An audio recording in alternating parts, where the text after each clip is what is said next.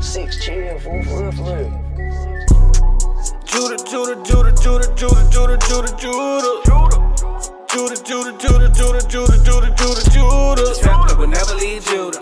The scepter will never leave Judah. The scepter will never leave Judah. I'm Judah. Christ sprang out of Judah. King David was Judah. King Asa was Judah. Don't crowd me up, who gon' rouse me up? Alistair Crowley, your time is up. It's a big mess, I gotta clean it up. Esau, the end of my kingdom's up. On the eagle's neck, I'll press. I woke up from my rest. I woke up from my arrest. My rulership is up next. No vex. Judah, Judah, Judah, Judah, Judah, Judah, Judah, Judah. Judah, Judah, Judah, Judah, Judah, Judah, Judah, Judah. Shalom, Israel. Shalom! Welcome to class again with the Israelite School of Biblical History and Practical Knowledge. Shabbat Shalom to everybody online. We're going to go ahead and get class rolling, get into these questions, and then go right into class. So y'all know the deal. She's gonna go ahead, and while we're going into the questions, she's gonna go ahead and put all the information up there. As we go along, she'll put the classes and all the other information. All right, so we had some questions. We had a question from Thursday, right? Huh. I think it was we didn't get a chance to answer from the brother Emery. And we're not gonna. I'm moving quick with this, so I can go into class tonight. So we're gonna answer his question. He wanted a few scriptures on how a fool speaks, right? Correct. So we're going to touch on that real quick. Then I know Jaquan had a quick question. And then if that's it, then we'll go into class. All right. So I think Emery, let me make sure we're answering him, letting him know also.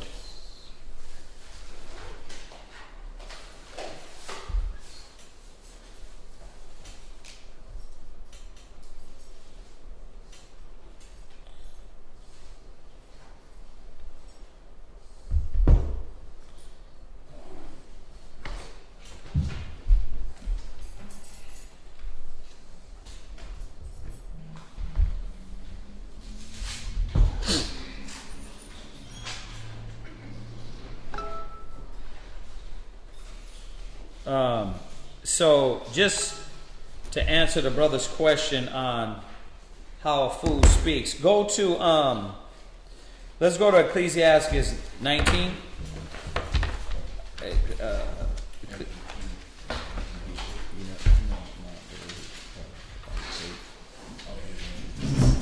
Go to Ecclesiasticus 19 and 29. A man may be known by his look. No. You got to say where you're at. Start all over, and you got to read loud. Go ahead. Ecclesiasticus chapter. No. That's loud.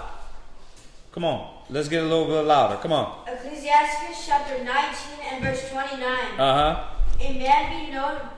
man may be known by his look, and one that hath understanding by his countenance. Right. So, a fool, for everybody that are tuning in, we're answering the brother's question from Thursday. He wanted to know how a fool speaks, right? Done. We're not going to make this a class, but we're going to answer his question with a few scriptures, okay? The scriptures say, a man may be known by his look. So, all these things can determine what type of individual you are, right? How you look determines what type of individual, right? If I came in here with a garment on and my pants sagging and I had a thong sticking out, what type of individual would you think I was? right? Very spooky, right? You know me by my look. You know us by our look, right? When you see a police officer, you see him by his look, right? You see him, that's a cop. Oh, that's a fireman. Oh, she has a mini skirt on. Is this chick a street whore? Right? Oh, this dude right here, he moves and acts like he's a homosexual. You know them by their look, right? Go ahead. One that hath understanding by his countenance. Right? Where thou meetest him. And you know a cat of understanding by his countenance, right? His aura and what he deals with, how he talks, how he relates to you. You know if someone is hostile. You get into a conversation with somebody, you be like, okay, this guy got a problem. He's like, what's up with him? He's just hostile. You know if someone's emotional, right? You see these things because their countenance, the spirit they got on them. Go ahead. A man's attire. Right, and how you dress.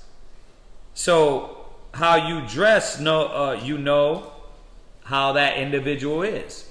What type of individual that is, right? By his attire, what he puts on. Go ahead. An excessive laughter. Right, if he plays too much. Right? Go ahead. And gait. And gait, and you know how he walks. It's crazy when you look at all these things. What does the world tell you? Just by what we just read. Let's think about this. Don't judge people by their looks. You hit it right on point. That's what the world tells you. Why are you judging somebody? You understand? Billie Eilish, right? She always would dress, cover up her body, right? Now she's freeing those nipples, right? She wants to show her body, show how sexy she is, right? And don't let nobody judge you. If you want to dress this way, that's the way they think. But that's fine. You know, she could dress like a whore, but guess what's going to happen? We're going to judge her how she dresses. And that's what the scriptures is telling us. You judge people off of these things. How they walk, how they talk, how they dress, what they talk about, right? That go from there, go to Ecclesiasticus 4:24. Ecclesiasticus chapter 4 and verse 24. Go ahead. For by speech wisdom shall be known. So also, going into the brother's question, you know them by what they're talking about, by their speech. You're going to know what type of individual you're dealing with by the speech. What is this man known for? What is he talking about? Is it always folly, foolishness? Is it always ignorance? Right? The only time you open up your mouth is to say something stupid. Right? Man or women. You know what type of individual you're dealing with. So the scripture is telling you. Go ahead and read on. And learning by the word of the tongue. Right. And of course you're going to learn what type of individual this is. So if this person speaks like a fool, then it's a fool. So what is a fool? Get the definition. Fool. The definition of fool. Silly. It's defined as silly, stupid, lacks common sense. Right. Check that out. Silly, stupid, lacks common sense. So this is what the Most High is showing you about speech. About when somebody speaks, what are they talking about? See, this is the same thing that we be telling the kids about TikTok. If it's just, you're just sitting there looking at silliness and foolishness all the time, what is going to be your lingo? What are they talking about? Foolishness. You see? So, how do you know a fool? You're going to know a fool by the way they dress. Grown-ass men dressing like they're 13 years old. Right? You know them because how they dress, what they're talking about. Then when they talk to you, they want to talk about what? Kids stuff. They want to talk about things that kids talk about. It says, are silly and senseless. Mm-hmm. And when you do something foolish, it's clearly unwise or irrational. So you're irrational in your behavior and in the way you conduct yourself. Wow. So, and it says silly or senseless. So, I don't even know how to word that. I mean, it goes off of how you conduct yourself, and you're coming off in a kiddish mindset. Right. You know the things you talk about. Like, right. Think about and we got kids amongst us, but think about what the kids talk about. Video games, right? They talk about cartoons. Action figures. Right, action figures. Right. They talk about the movie they watched, right? Because those are kid things. Think about it. You would go to the ancients to go sit down and get wisdom. But now you're going to the ancients, the older men, triple their age, and what are they talking about? Foolishness. Cartoons. Grown men cartoons, right? Right. Yeah, we talk about that a lot. The anime. You're wasting your time with that. My daughter watches anime. My son watches anime. I'm not watching anime because I got class, counsel. I'm dealing with 50 other thousand things. Why would I be watching anime? Right? You got to see that those things occupy your mind. I think Forrest Gump said it best. Stupid is and stupid does. He said it best, right? Go to Proverbs 17 and 7. Proverbs 17 and 7. Proverbs chapter 17, verse 7. Excellent Right. speech becometh not a fool. So, if you know wisdom by the speech, excellent speech doesn't come from a fool. A fool is just going to say anything and every dang thing. They got no timing. They don't think about what they're saying, who's around. They're not thinking about that.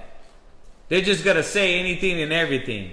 Like, damn, the brothers is talking about wisdom, and I'm going to interrupt with some damn folly.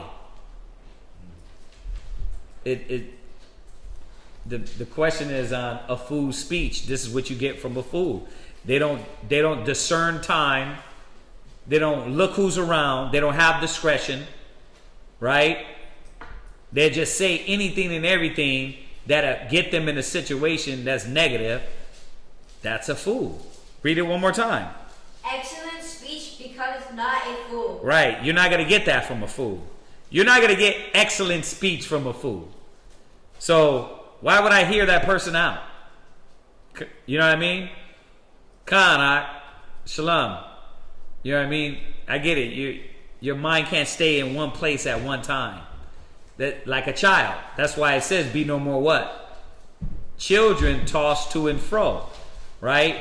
1 minute you talking about spiritual things, and next thing you know it goes straight to folly. So go from there. Go to Proverbs 29 and 11. Proverbs chapter 29 and verse 11. Right, Proverbs 29 and 11. A fool uttereth all his mind. So what is that telling us about a fool?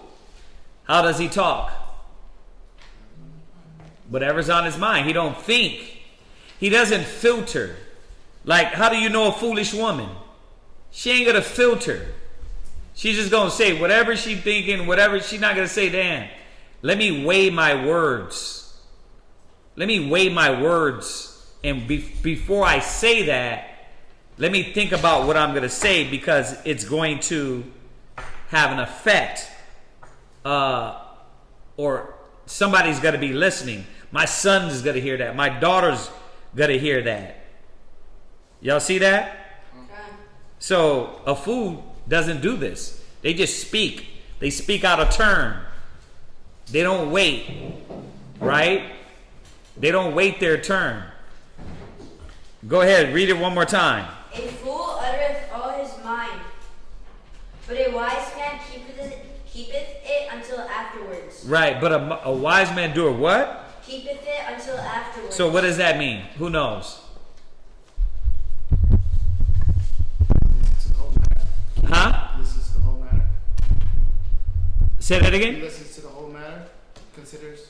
Right, he listens to the whole matter, but watch. Read it from the top. Read it one more time. A fool uttereth all his mind, Uh-huh. but a wise man keepeth it until afterwards. But a wise man keepeth to their afterwards. What is that saying? That means that a fool is gonna say things and pour it all out and not hold their tongue when it's needed. A wise man will say, you know what? I'm gonna hold that and I'll go to them afterwards. Because the time right now is not for that. You see that? The time right now is not for that. So let me listen. Let me listen. You see that? Like a fool always wants to interrupt. They always want to argue. They always want to speak out of turn. Right? But a wise man know, okay, you know what? The scriptures say a wise man will hear and increase in learning. So let me hold what I got to say, because it's going to look like I'm being disgruntled. That's what a wise man will do. But a fool don't discern. Go to Proverbs 15:2. Proverbs chapter 15 and verse 2. Proverbs 15:2. The tongue of the wise uses knowledge aright, but the mouth of fools poureth out foolishness. They pour out what? Foolishness. So there you go. So the scriptures is telling you that's what fools do. They pour out foolishness. They don't know when to speak. They don't know how to speak. They haven't trained their tongue, their mind. They haven't put a trap door on their mind to watch what they say. You see that?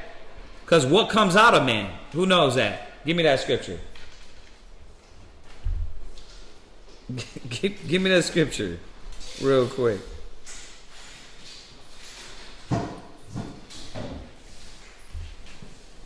Go to Matthew's.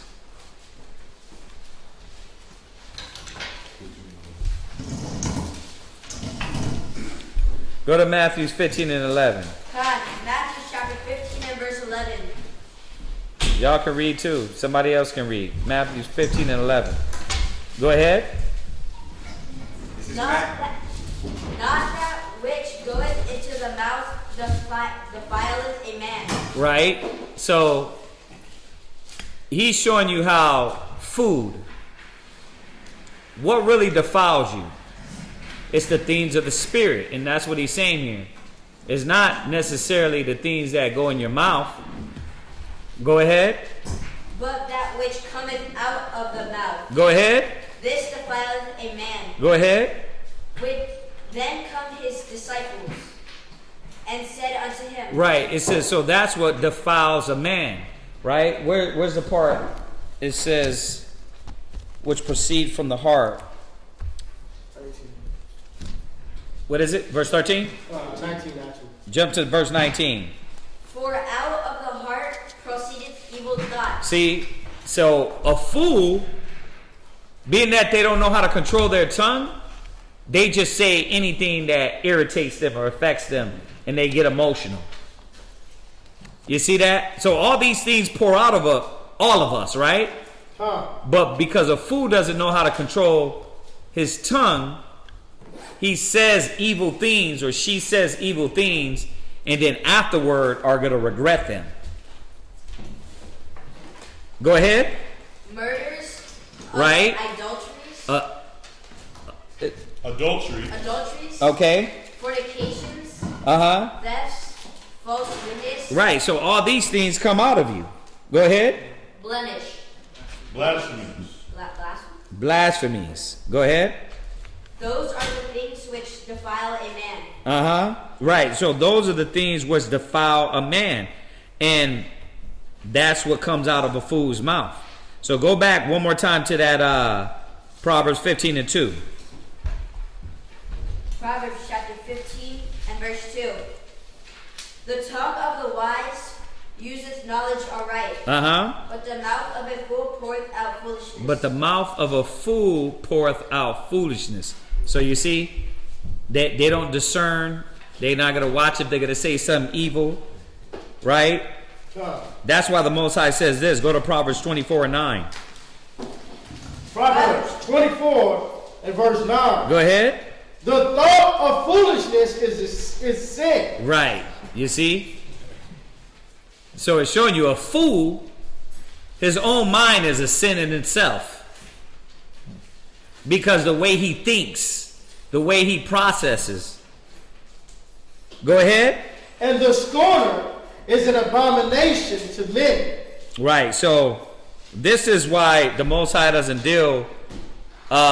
He tells us, man, not to deal with the fool, to separate ourselves from the foolish, because all they are is going to get us in all kind of trouble. They don't know how to deal. They don't deal with counsel. They don't deal with justice. They don't deal with equity. Right? They're not mature. They're foolish. Go to Proverbs 15 and 14. Proverbs chapter 15 and verse 14. Go ahead. The heart of him that hath... My page is messed up. Proverbs 15 and 14. The heart of him that hath understanding seeketh knowledge. But the mouth of fools feedeth on foolishness. You see that? What did that mean? Who knows that? And for everybody that logged in, we're just answering this question the brother Emery had yesterday about how does a fool speak. So we're just touching on a few scriptures. We're almost done with this point. Read that again. Where are we at? Proverbs 15 and verse 14. The heart of him that hath understanding seeketh knowledge. Go ahead. But the mouth of fools feedeth on foolishness. What does that mean? What? I mean, the person whose mind is on wisdom and understanding, they speak, you can tell, because their speech pattern is all knowledge. Right. Right? But then that fool always feeds off of foolish conversation. Right, there you go. That's why he gets fueled up. Right, That's yeah. what excites him. That's what excites him, foolishness. Right? So what did the Most High say? Go to Proverbs 9 and 6. Go to Proverbs 9 and 6. Proverbs chapter 9 and verse 6. Go ahead. Forsake the foolish. Do what? Forsake the foolish. Go ahead. And live. And go in the way of understanding. The Most High said don't deal with a foolish person. Why? Because they're not going to benefit you. Not, you know how they talk, how they think. You know, let me see here. Yeah, so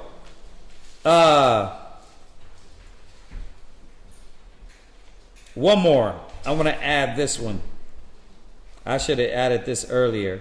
Ecclesiastes 33 and or actually two more. Go to Ecclesiasticus 33 and 5. Ecclesiasticus 33 and verse 5. The heart of the foolish is like a cartwheel. Right. And his thoughts are like a rolling axle tree. What does that mean? What does it tell us about a fool?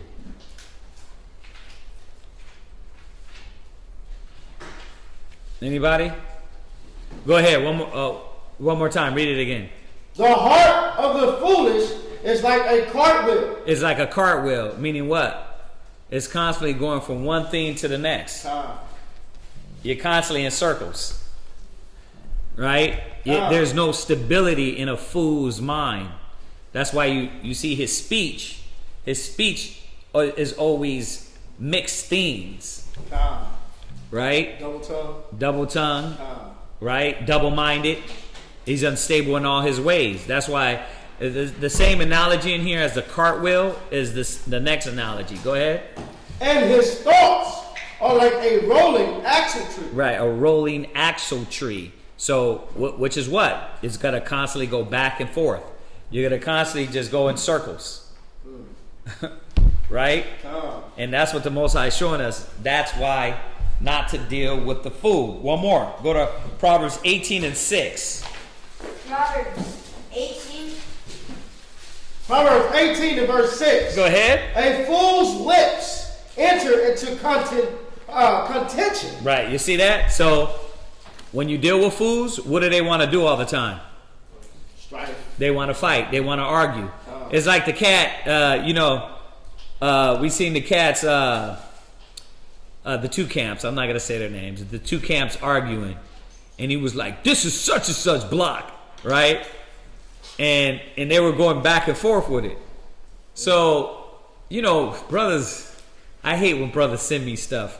Because then I got to say something about it. So I went in the chat and I said, yeah, this is a poor example on basically how we're supposed to be communicating with each other.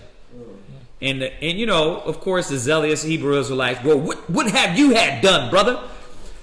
I said, well, what I wouldn't have done is render evil for evil or railing for railing. You know what I mean? I wouldn't have done that. Well, what about if they got in your face? I said, what did Yahushua do?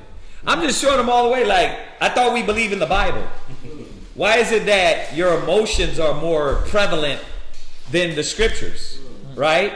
And it has happened to us, and we know how to diffuse or cut out the fuel of that fire. Right? So it has happened where brothers confronted us and all we did is die down the fire, spit on the flame. But a fool is not going to do that. They're always going to engage in contention. They always let somebody drag them into a foolish conversation. It's like I got to constantly remind brothers when their women try to bring them on this roller coaster. Your rib's mind sometimes is like a roller coaster. She wants you to jump on that ride with her while she goes in circles and repeating herself and going through all these emotions. You gotta stay off that ride. Don't get on that train with them. Be like, you done now? All right, now let's get with some wisdom. You know what I mean? Why? Because all they're going to do is go through all these emotions in this whole ride and go through this circle. It's foolish speaking. We don't supposed to go on that circle. That circle is contention. You see that? That's why it says, read it one more time. A fool's lips enter into contention. Right. And his mouth calleth for strokes. You see that? So that's what gets you into the fighting and all that. So, all right. So that's it on that. Listen, I'm going to go into this class real quick. We're going to answer that other one. We'll answer it Monday. Because if not, I'm not going to go over this class. I'm going to keep going and going and going and going. All right. So the topic tonight we're going to be going over, is for a lot of older sisters, this is a refreshing for y'all. For a lot of new sisters, this is going to be a reminder of what you're supposed to be doing for the Most High, for Christ and the truth, and your husband. You see that? You see how I put him last? The Most High, Christ, the truth, and your husband. You know why I put him last? Because first and foremost, you're supposed to be realizing that you are doing these things for the Most High. And that's a lot of times what sisters don't realize when coming in the truth, that what they're doing is for the Most High first. Right? So that's what this class is about, the duties of a wife. Go to Genesis. Let's start from the beginning. Genesis 2 and 18. Like I said, I know a lot of you brothers got this. Some of y'all, a lot of y'all don't. We're going to go to Genesis 2 and 18. Just to remind the sisters what they were created for. We know what the white man told you was here for. We know what you feel like you want to be, and you're an individual, and how you're supposed to feel in your mind. But a lot of your emotions and your feelings come from the so-called white man.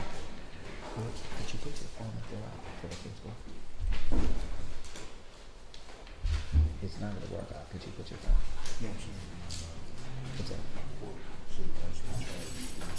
Okay, so go ahead and take off the thing. Okay. Not if it's going to cut out. What about your tablet? Right. Does it got internet on it? Okay. Right. So read that for me really quick. Somebody read that. Genesis 2 and 18. Genesis 2 and verse 18. And as we go along, y'all ask questions. All right, go ahead. And the Lord God said, it is not good that man should be alone. Right. I will make him an helpmeet for him. A helpmeet for him. And we have to constantly reiterate that the woman was created for the man. That your job was to literally be a good help. There's something that the man lacked. There's something that he lacked in the beginning. Was it rims? Wow. What is it? Was it his chest size? Nah. It was his credit score. Nah. Nah? Nah. What did he lack in the beginning that he needed? What? Help. He needed help. What did the Most High do for that man to give him help? What? Created a woman. He created him a woman. That's the only thing the man lacked in the beginning. He lacked the help. So the duty for the sole reason that the woman was created for was to be a help to the man. And I know. Go ahead. Your eyebrows, your fake eyebrows are popping off as I speak. I know. The glue, the sticky glue in your weave is coming out. I know. But that's the facts that the Most High created, the woman.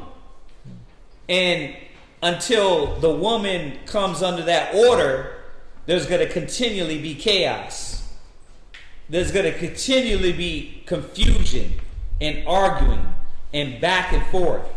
There's going to continually be contention. Because you're his servant. He's not your servant. And you can't get that through your head. God, Christ, man, woman. You're supposed to be solely here to say, what could I do for my husband? And how could I be a better servant, meet for his use? The man is supposed to be saying, what can I do right here for my husband, the Most High, because I'm married to him, and what could I do to be more of a better use? That's what the scriptures is showing us. So you were created to be a good help. Go to Tobit 8 and 6. So this is where a lot of the confusion comes in. Somebody give me Tobit 8 and 6. Somebody else get me Deuteronomy, the 28th chapter. You got to do that? They must have blocked us. They must have did something. They blocked us. Go to Deuteronomy. Yeah, oh yeah. Brothers are going to start getting kicked off all that. If they block the X,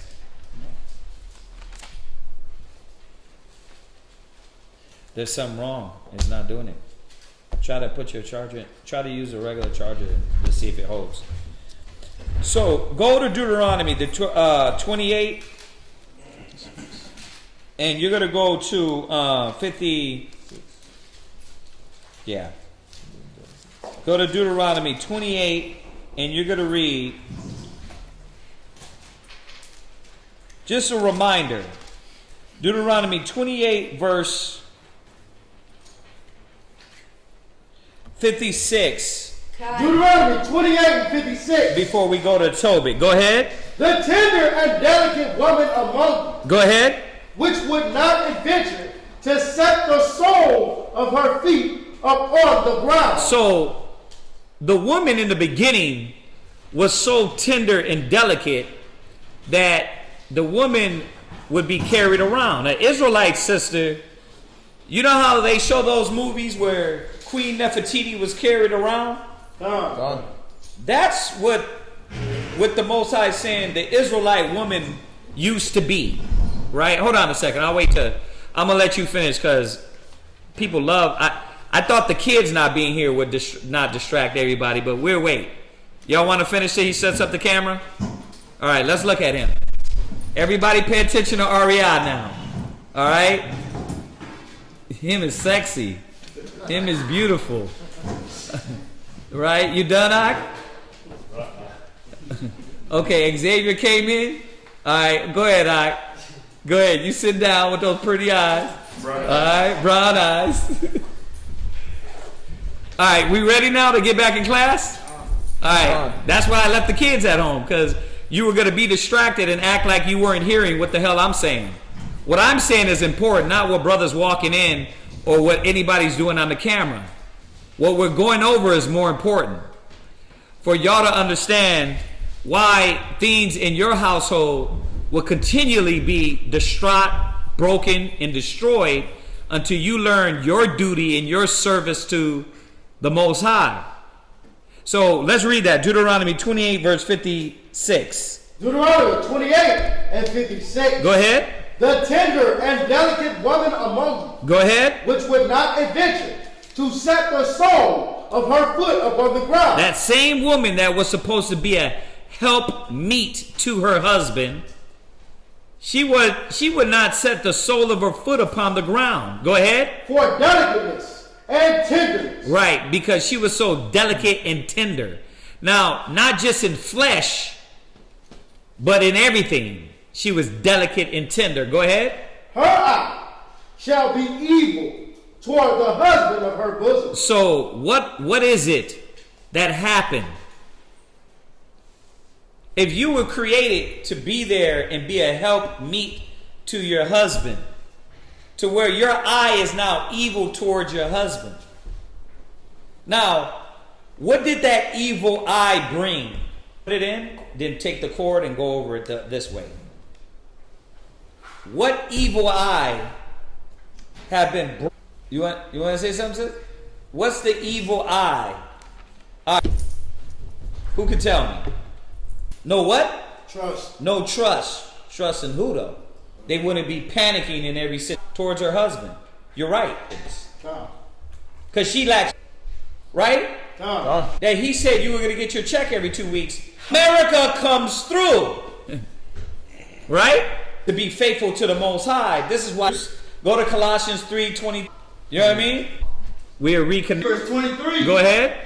Colossians 3 and 23. Xavier. More and more in the class. What? Now, because you were created, because your mind ain't on that. We know it. And this is where whatsoever I do. Like, now you all ears. Because he wants you to put the worldly mind to the truth. Because you don't want to do. Even if you're not at where everybody husband. You sit back of your medulla. And you're nothing to receive that reward if you make it into the kingdom. He ain't going to need you. He's not going to need you. That's what you might get. Because you're not doing nothing for your reward. A tender and delicate woman among you. Right? Which would not adventure to set the sole of her bosom. Right. So when you fell out of order, your eye became evil. Said, and I will make him a help meet for him. So your eye's off that. Watch. Have you ever been in those relationships that she is so toxic and controlling and wants to be your second mama and your grandmama and every other damn woman in your life? She want to be Oprah. She want to be Beyonce. She want to be everybody else that she don't even see what the hell she's doing to the kids. She don't care what she's doing to the kids. The kids could be sitting back there looking at their mom act a fool. And all she is worried about is her moment. her emotions, her mind state. So this is the problem with a lot of the women, a lot of young women that come in and try to take the order of the Most High and turn it around. He didn't create the man to serve you. He created you to serve the man. Who had their hand raised? I seen something. Yeah. Oh, no, I was going to ask if it would be okay to restart, but we can okay for the past minute now. Okay. So yeah, just don't touch nothing. So this is what the Most High is showing us, that because her eye is evil, she don't even pay attention to the kids no more. She don't realize that her daughter is a splitting image of her negativity. That all the bad characteristics that you hate about your daughter, your evil eye has leaked over to the children. You want to know why your son is effeminate and emotional? Because he picks that up from you. Because the Israelite man is trying to be strong. He's trying to lead the house. He's trying to give them the wisdom. And then the woman is what? Constantly analyzing. Like you're doing now. Right now you're doing it.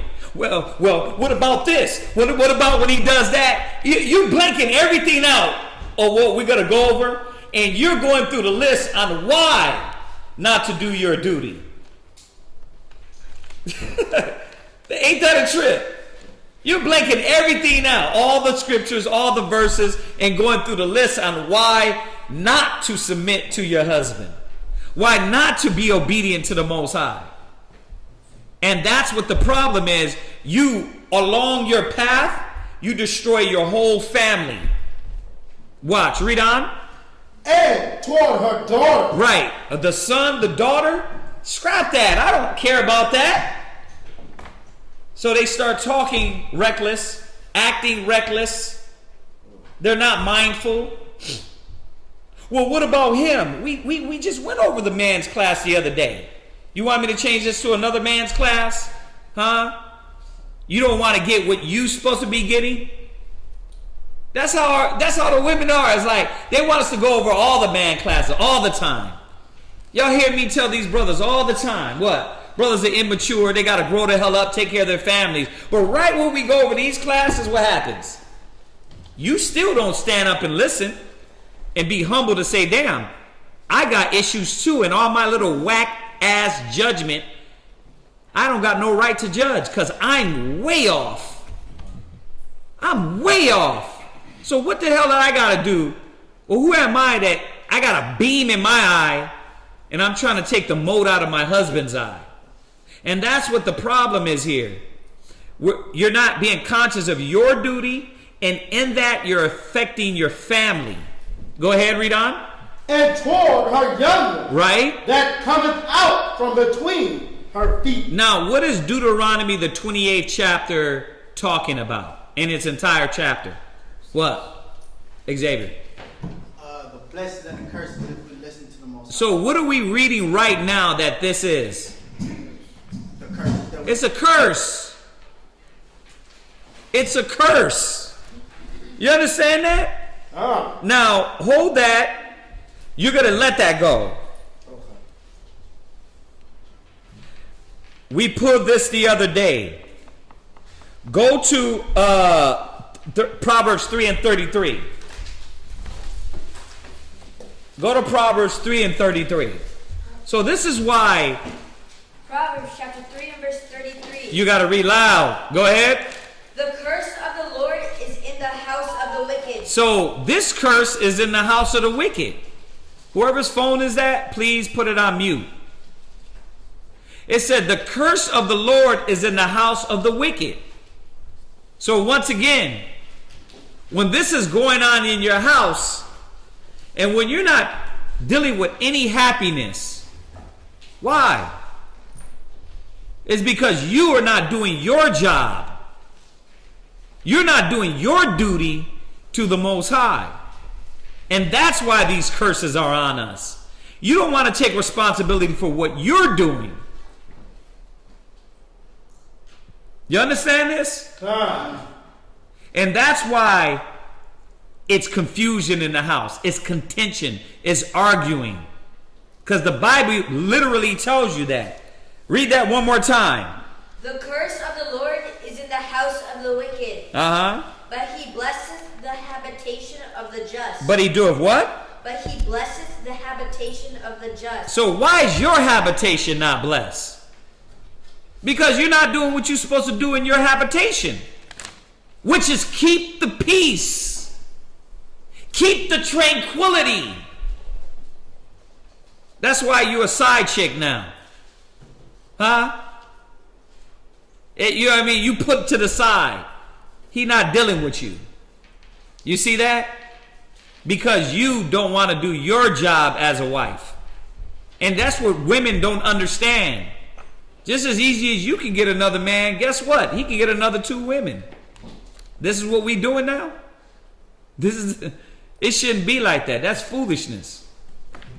But sometimes you men got to show these women, okay, you don't want to feel your wifely duty. Well, that's why the Most High said, it's allowed for me to have another wife. Why? Because you don't want to be a real woman. So you know what, man? I'm going to start looking for me. It's number 2 time. I'm not going to put you away. I'm going to just go ahead and get somebody ready and humble to submit, to learn their job and do what I need. I need more garments instead of more mouths. More mouth. Righteous woman. And when she comes along, you're just going to be there. The arguing rib, the disgruntled woman. But why is she disgruntled? Why is there no peace? We just read, right? Her eyes evil towards her husband. Why else is she disgruntled? What does the Bible tell us? What? They lack respect. They lack respect? Con? Ecclesiasticus 25:22. Read that. It's Ecclesiasticus chapter 25 and verse 22. Go ahead. A woman, if she maintains her husband. Wait a minute. So the Bible is literally telling us why you are angry. Now, this is not talking about, y'all think it's talking about finances. It's not. We got to get into that. It's talking about maintaining him, running him, controlling him. Her husband. Go ahead. Is full of anger. You see? So, what do you want? You want to control him or do your, you know what I mean? Like the sister hit us up 3 years back. My husband, he just would not take his lead. He would just not do it. Right? 4 years later, he teaches the kids and she disgruntled. She talks over him. She argues. I sat with her and him in front of the brother and I said, she wants you to take the lead. Here's 3, right? This is how he's going to. Nigga, I'm not, nigga this. Take control. Because she don't know what the hell she want. She don't know what she want, and most of you women don't know what you want. When you get control of him, guess what? You damn more angry. Right? When he takes control, you don't like that. You don't know what you want. But if you just read the gospel, it's telling us that this is an error. It wasn't supposed to be you maintaining your husband. You're not supposed to control him. Go ahead, read. Impudence. Right. So read it from the top. A woman, if she maintain her husband, go ahead, is full of anger. Right, and she's full of anger. That's why you angry all the time. You upset when you battle him. When you want to enter into contention and arguing with him. It's always an argument. It's always a battle. Go ahead. Impudence and much reproach. And impudence is what? Shamelessness. Yeah, you get shameless. You're saying things you don't supposed to be saying. I don't want to be with him. Right? We don't do it. He don't blow my back out like he used to. You know what I mean? Now everything's sexual. You know what I mean? It just ain't the same. That shows you how you carnal as hell. Everything's about the bedroom, right? But then when he wants to control the bedroom, it's like, it's all about you. It's like, what the hell do you want? You want me to take control of it or what? You want me to blow your back out, but when then I try to take control to blow your back out, what happens? It's all about you. It's not about we. It's like, what the hell is wrong with y'all women? But I know what's wrong with you. The gospel already said, you're trying to step outside of your order of maintaining and controlling instead of following.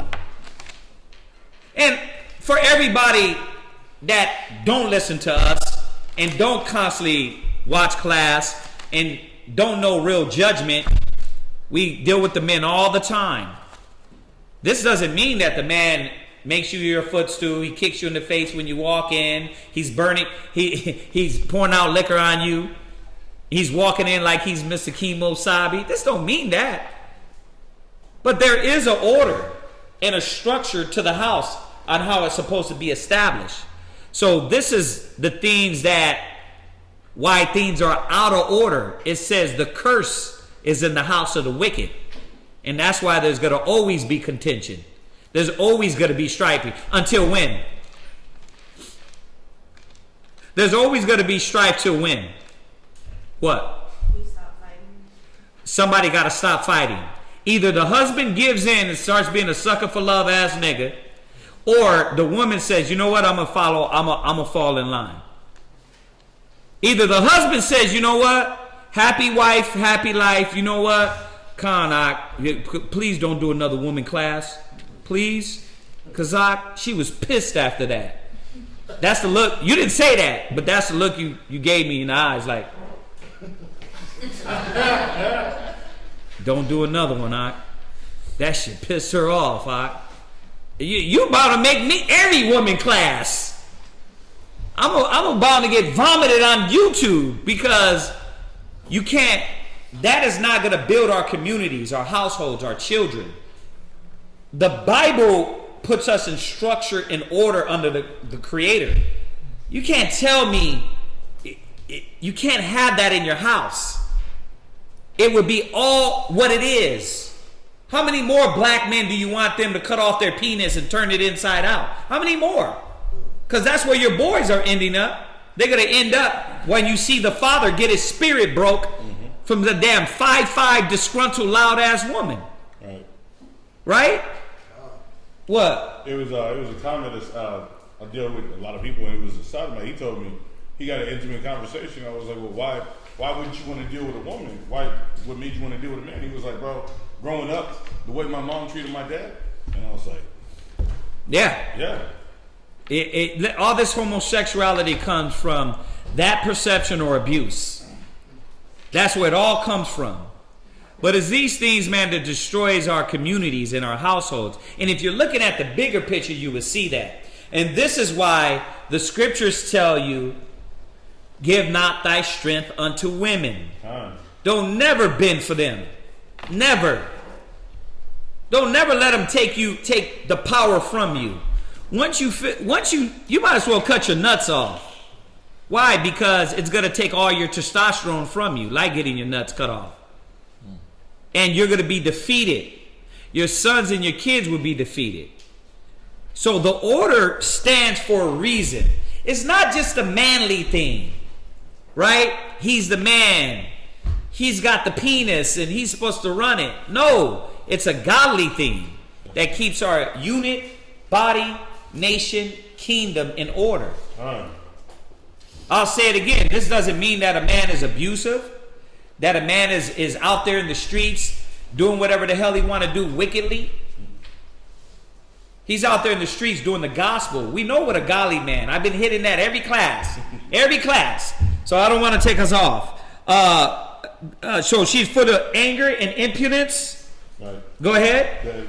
The definition of want of modesty. Right. Impudence. Right. Meaning that they don't have modesty. And this is why what happens? You lose all your modesty. Right? You can watch brothers' ribs. Not like that, but you get what I mean. When they walking around and their ass is swinging from left to right in front of the whole congregation and they don't watch how they walk, you can tell she's impudent at home. Like her neck is like all out there like she's running at home. You know she's an impudent woman. She don't got no humility. She's running the house. This is what the Most High doesn't want. He don't want this among us, man. And no, just because you hide her, that's not going to help it. Just because you you do it her way, you're not helping yourself. Wow, that's going to show through your actions. I mean, it's going to show through your countenance. When right. you come around, it's like the man that in Ecclesiasticus that sighs when he hears his wife's voice. Right. Because you know something's going on out of order at home, and you can tell by that man's actions. Yeah, it's gonna bring you down either way it go. Go back to Genesis. Let's go back to Genesis and read back again where we left off at. Genesis. Oh no, we went there. Go to Tobit 8 and 6. Tobit 8 and 6. Come on. This is Tobit chapter 8 and verse 6. Thou madest Adam and gavest him Eve, right, his wife, for an helper and stay. Wait, so if we didn't understand Genesis where it said a help meet, he said, reiterating in the gospel, that the woman was supposed to be a helper and a what? Stay. And a stay. Meaning that she was supposed to be the stability, the fortress, the pillar. That's what she's doing. She's bringing that to the household and to the children. So if you're unhappy, sisters, why are you unhappy? Why are you unhappy? Because I look at the sisters, man, that work well with their husbands and have a sense of respect with their husbands. They're fine. They ain't got no mental depression. Go this way, Mike. Go ahead. I think for the women that cannot find their purpose with their husbands, they can't fulfill their duty. It does feel like you don't have a purpose, so you're pretty much unhappy. Right. Because you're not doing what you're supposed to. So then you're thinking, I'm just here. So I don't have a purpose. What am I here for? So I'm happy. What is this? Right. Those are the ones that is in a chaotic mental, emotional turmoil. Right? They want to put a chain around you so much instead of following the Most High that it's chaos in their mind. They crying all the time. They don't know what to do. Right? They're so emotional. You see? Because they have no purpose. They haven't submitted themselves to the Most High. But it's telling us here, you were supposed to be the helper. Go ahead. Of them came mankind. No. All right. Read it from the top one more time. Thou madest Adam and gavest him Eve, his wife, for an helper and stay. A helper and a stay. So that's what you were created for. That's what you were created for. How many of you feel that way? 1, 2, 3, 4. Okay. So when y'all wake up, you say to yourself, man, today I'm going to be the best wife I can be to help out my husband. That's what y'all say? Huh? That's good. That's what you're supposed to be saying. But I'm going to ask y'all this. How more easy is it when you think like that? How more easy is it? Or is it easier the other way? When you were fighting his will, the will of the Most High, and arguing and backbiting and trying to control everything, how was it in your house? Horrible, right? Contentious. Right? Hate. Right? It was at that point where you were like, I don't even want to be here. Right? Why? Because there's no purpose or no goal. There's no aspiration to get closer to the Creator. Go ahead, speak on it, sis. What says now, where there's no sight. What is it? That's where it's where there's no. Where's no vision? Vision, yeah. So he says that a lot. So I think okay, I want to make him proud of me. Right. And there it is. But that got to be to the Most High above all, because when your husband falls short in area, that doesn't stop you from doing your goal. Keeping yourself on that path. And that's when we talk about it too, because one time we had a conversation where it's like I have sometimes the societal standards where you're like, oh, my expectation is for things to be up here. Right. But then understanding what he's been through and everything, that he may be right here, and bringing it back down there together so we can bring it up more together. Right. And that's what we're doing to each other. Same thing. He can't go in and say you're rubies when you're not. You're not rubies yet. So he's got to get you there. And it takes patience to get there. But if along the way, usually what happens is when you come in and you're young, the first thing is you're steadily trying to control him. Well, it's not like it used to be. We're not holding hands and doing frivolous things in the world. Right? We don't have that no more. It's not like that because you grew up. You start taking joy in other things in your relationship. And that's what a lot of people, why marriages don't last long, because they haven't grown up and grown together. Right? God, even when we're riding around in the car and doing errands, hey, we're spending time. Right. That's spending time. But a young sister don't look at it like that. You know what I mean? They look at it like, oh, we're not together. What my ribs have to understand, even if I'm on the phone counseling and I'm sitting next to them, we're spending time. Because I got to do it when they're on the phone. I be getting in my feelings sometimes. When they be on the phone counseling, the sister's like, you done yet? Then I realize, wow, this is how it feels? I be like, wow, this is how it feels. But then I laugh within myself like, that's funny as hell. You know what I mean? But you realize that you are spending time together. It's no longer, in any way, when you do, what happens? You throw on Netflix. Mm-hmm. You're doing work on your computer. He's putting together a class. Right? That's how it is in my house. It's like we're watching Netflix, but she's doing work on the computer. She's watching, they both doing the same thing on the computer. And then I'm over here putting together a class and dealing with that. And it's but we're still together. We're literally fighting for the same cause and reason. So there's unity there. So this is the thing that we have to reestablish when people are on the different goals and different visions. You know what I mean? What does Esau like to say a lot? We just grown apart. We've grown apart. We want different. That's the Edomite talk right there. Yeah, we want different things. What Microsoft and his wife, what's his name? Bill Gates. They for 25 years and they're gonna divorce. We've just grown apart, right? That's that white man mentality. Why? Because nobody learned how to submit. Right? Now, it wasn't Bill Gates that was supposed to submit. But she was saying in one interview, she said, yeah, we have to have our goals. She said, he told me we have to have our goals aligned. And that was an old interview. And now they're getting divorced such years later. Why? Because they never got their goals in a line. Somebody has to submit.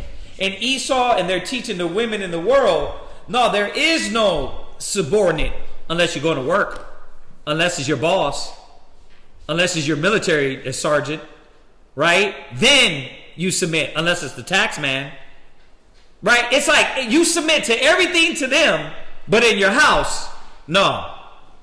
You see what I'm saying? Go tell the CEO you're equal. Go tell them you're equal. You know what I mean? They'll look at you like, what? Yeah, we're equal. We're all humans. I have the same value as you. They'll look at you like, get your ass back down in that grab that mop. They ain't hearing that. So that's a garbage, low-level psychology that the white man puts on our people to keep them in this low mind so we won't fall in a structure and an order. That's where that comes from, man. It's like damn child's play, the games we do to get our kids in order. You see what I'm saying? But they don't. Young brothers and sisters don't see what's happening. Go from there. Go to Proverbs 31:10. So we understand where it says that she's a helper. Now, I'm going to say it again. I know a lot of you sisters got this. But there's new sisters and new brothers that don't. So this is going to be the reiteration on top of reiteration. A reminder of what a helper is. Why? Because a lot of brothers don't know what the duty of the woman is. Right? I talked to the brother and I said, hey, man, have your rib cooked for you. You know what I mean? Your body, have her cook healthy. He was like, what did I miss here? Why is your head moving like that? Like, he didn't even speak. He couldn't speak the words. Why? And I'm like, wait a minute, so your rib won't cook for you? If your rib was sick, would you not cook for her? So why would she cook for you when knowing your body? Oh, well, she don't eat this, she don't eat that. I'm like, that's very, very wicked and strange. Bro, that household, once that happens and your rib doesn't know her job as a woman, man, to try to get her back in the real direction, something had to happen to where she is really God-fearing. She has a duty. You have a duty as a husband. Come on, man. That's crazy. Proverbs 31:10. Read. Proverbs 31:10. Right? Who can find a virtuous woman? Right? For her price is far above rubies. So this is what you're trying to bring your value up to. Like the sister said. That's up here. You're starting way down here. We got to start bringing your value up to what the Most High wants. It's rubies. So how do I start becoming valuable and worthy in the eyes of the Most High and my husband? What do I have to do? That's what he's telling us here. What you got? The definition for virtuous. It says that a person is living according to a high moral standard. High moral standard. So how do we get our women out of the beast state to a high level standard? How do we get them out of state of they thinking their value is on their butt, their breasts, their fake eyelashes, the fake ass eyelashes, fake hair? How do we get them to see their true value is in what they're doing in the eyes of the Most High? That's the key. That's showing your woman she has lost her value unless she is following the standard of the Most High. Right, read on. The heart of her husband doeth safely trust in her. Right, how can I trust her? Do I need to go in her Facebook and her phone and know where she's talking to and who she's talking to? Does she understand the essential elements of adultery? One of the 10 commandments. Sit not all with another man. Sit not at all with another man. Does she know that? Or do I got to get her code and look through her phone and see who she's befriending? A virtuous woman should be gaining the trust of her husband. She should care for that. Right? Not every time he does check. What, you don't trust me? What? Here. See, I'm just a whore. I'm just a hoe. Like, are you? Like, you panicking like, whoa. You panicking here. Why are you panicking so much? Because if you're righteous, then what? Oh yeah, here it is. You can check anything you want. I'm clean. Right? I don't fear. I know anytime you go through my text, you gonna know. Right? Like you if you say, CHAAZAQYA, you talking to gay men? Be like, what? Go through that phone. You see how easy it is? You see why I had to go to that extreme? Because you see, all of our minds are like, shit, you be giving it up quick. Proving what? There ain't no gay men's. There ain't no gay men's in my phone. Right? But why isn't the woman like that? Why they ain't like, nah, hold on. Babe, you can check it. I'm good. So you want the Facebook, Instagram? Here, go through it.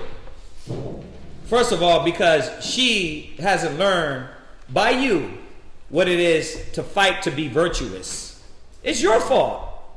It's the man's fault a lot of time. We know because in the world, what happened? There was no standard, right? Huh? You kissed her ass all the way. Happy wife, happy life. You were carrying her bag around. You were making sure you were catering to you, right? I'll cater to you. Right? Baby face, I'll be your love nigga. I'll be your love nigga. Woo. Right? All that. You did that and you rolled with it, and for the most part you were good until she got what? A side nigga to really blow her back out. Because all that weak stuff, afterwards, they're like, man, this dude's too weak. I need somebody who's going to handle this. Because that's where you usually go to. She don't got no respect for you. And if it ain't the side nigga, she's dogging you in front of your friends and family. She's yelling at you in the middle of the mall. Hey, bro, come check this out. Smell this. No, he's not smelling that. Oh. Come on over here, babe. Like grown-ass 40-year-old men getting yelled at. Tell them, we witness it. Oh, man, she got the wallet. She got to make the decision. I can't do nothing without her permission. What? Oh, I had that today. I was like, hey, bro, check it out real quick. He was like, bro, she the queen. You know, I was like, with that, she's the queen? So if she's the queen, then who's the king? Oh, wait. No, you should have said, no, you mean she's the king. Because the queen is subordinate to the king. Yeah. But that's the problem, that there's no order, structure, there's no demanding of that. So you brought the value of the woman so low, it is what it is. Where's her value at? Just look around. It's on her ass, breast, tits, face. Mm-hmm. Now it's not even that. She could be a bag of meat in a pair of spandex and what? Oh shit, nah. Yeah. That's a keeper.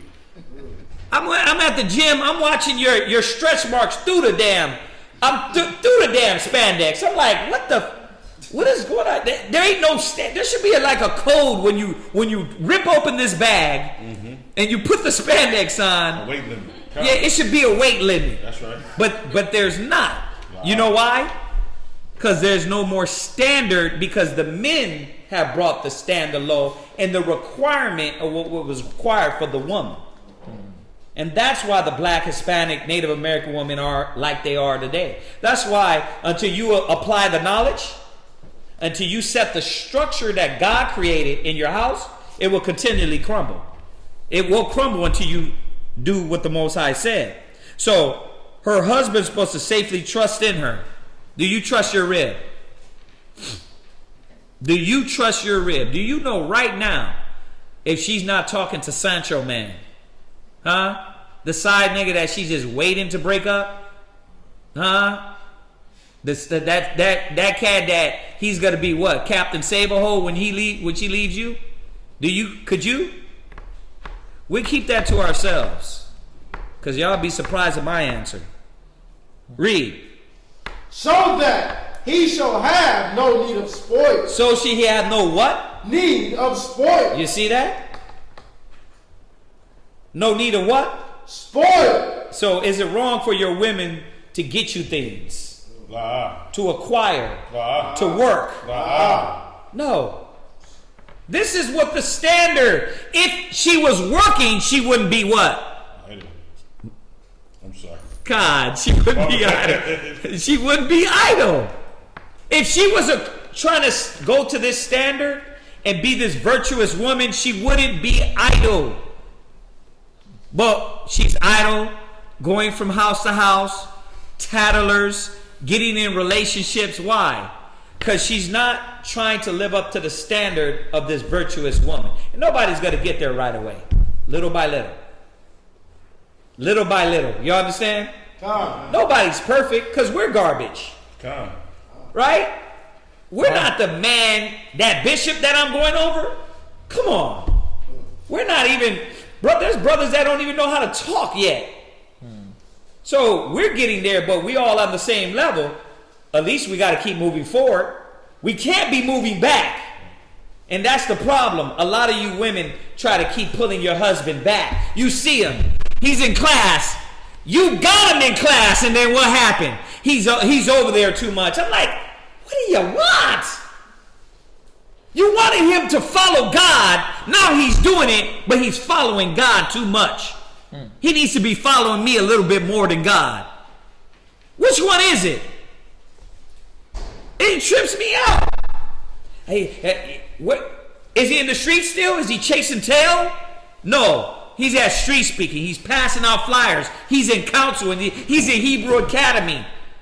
But that's gonna get his mind. I had to tell the sis. I said, sis, that's gonna get his mind right. You want him to stop being the old him. He's not coming around here and we're letting him be the old him.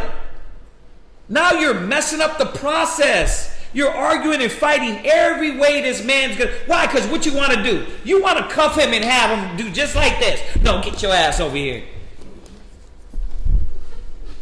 Like they do you in jail. Right? Grab my pocket, nigga. Right? That's how they do that. Well, it's like, I don't know about that, but that's how they do it. You want your husband to grab your pocket and you just lead him around. But then when you see that strong back man, you know what I mean, with the broad shoulders, and your husband slumping like a damn clown, right, with that old puppy face, you know what I mean, you look at him and you look at Rambo, and you look at him and you look at Rambo. Rambo, get it? I'm like, now I want Rambo. This guy knows how to ram, right? You don't want to see your husband's value. You want to judge it off of what you think, and it's obscured because Oprah lied to you, and Beyonce and all these rappers and TVs lied. Come on, man. Go ahead, read. She will do him good. She will do him what? Good. Are you waking up and saying, man, I got to get better at what my husband is bringing out and doing him good?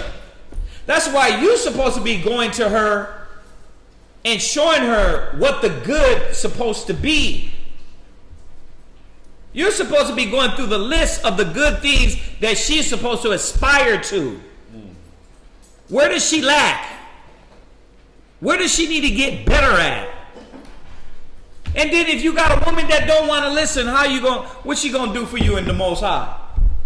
What any of us going to do for the Most High if we don't want to listen? Nothing. So you give her that time. I'll tell you what we preaching here. I'll give her that time. Okay, you going to be out of order? That's one. All right, you ain't listening? Oh, you just going to be disrespectful. Okay, put that mark on the list. Or you want to move when you want to. Oh, you want to do it when you want. Okay. When you're mark it. Smile in their face and just make a checklist. Because when you finally say to her, listen, the Bible says, if she goes not as thou wouldest have her, cut her off. I've been trying to talk to you, rap to you, deal with you. I've been patient. I've changed. I put off. I'm not in the streets no more. I cut off all my social medias. I'm not about that life. You refuse to humble now. I'm done with this. Why? Because that's what's wrong with the women. They want you to be this. They want you to do all of this and for her to sit back and be like, yeah, because that's what TV told her. Yeah, the world, America, gassed them up so high that they believe that there's an actual alpha female. And the alpha female exceeds the alpha male. Very true. Read on. And not evil all the days of her life. So that's what a married woman, a righteous woman, is trying to achieve. To say, man, I am him. We are the nation. And what we do is going to be an example to everyone around us. If I do him evil, it's going to be known. What you're doing is for the nation. That's how I know a lot of y'all don't care about the nation of Israel. Because y'all act like heathens. You don't care. I can see the white man doing that. I can see the Africans doing that. But you, your own nation, you don't care about it. You haven't even meshed with that mentality to see that you're supposed to be loyal to your people, loyal to your husband. That's why the Most High said, he called us, he said we're degenerates. We act like the heathen. Go ahead, read on. She seeketh wool and flax. So, what are we reading about in Proverbs 31? We're reading about the standard and the requirements of what this aspiring righteous woman is supposed to be. She's supposed to aspire to these things. So all that, I don't sew,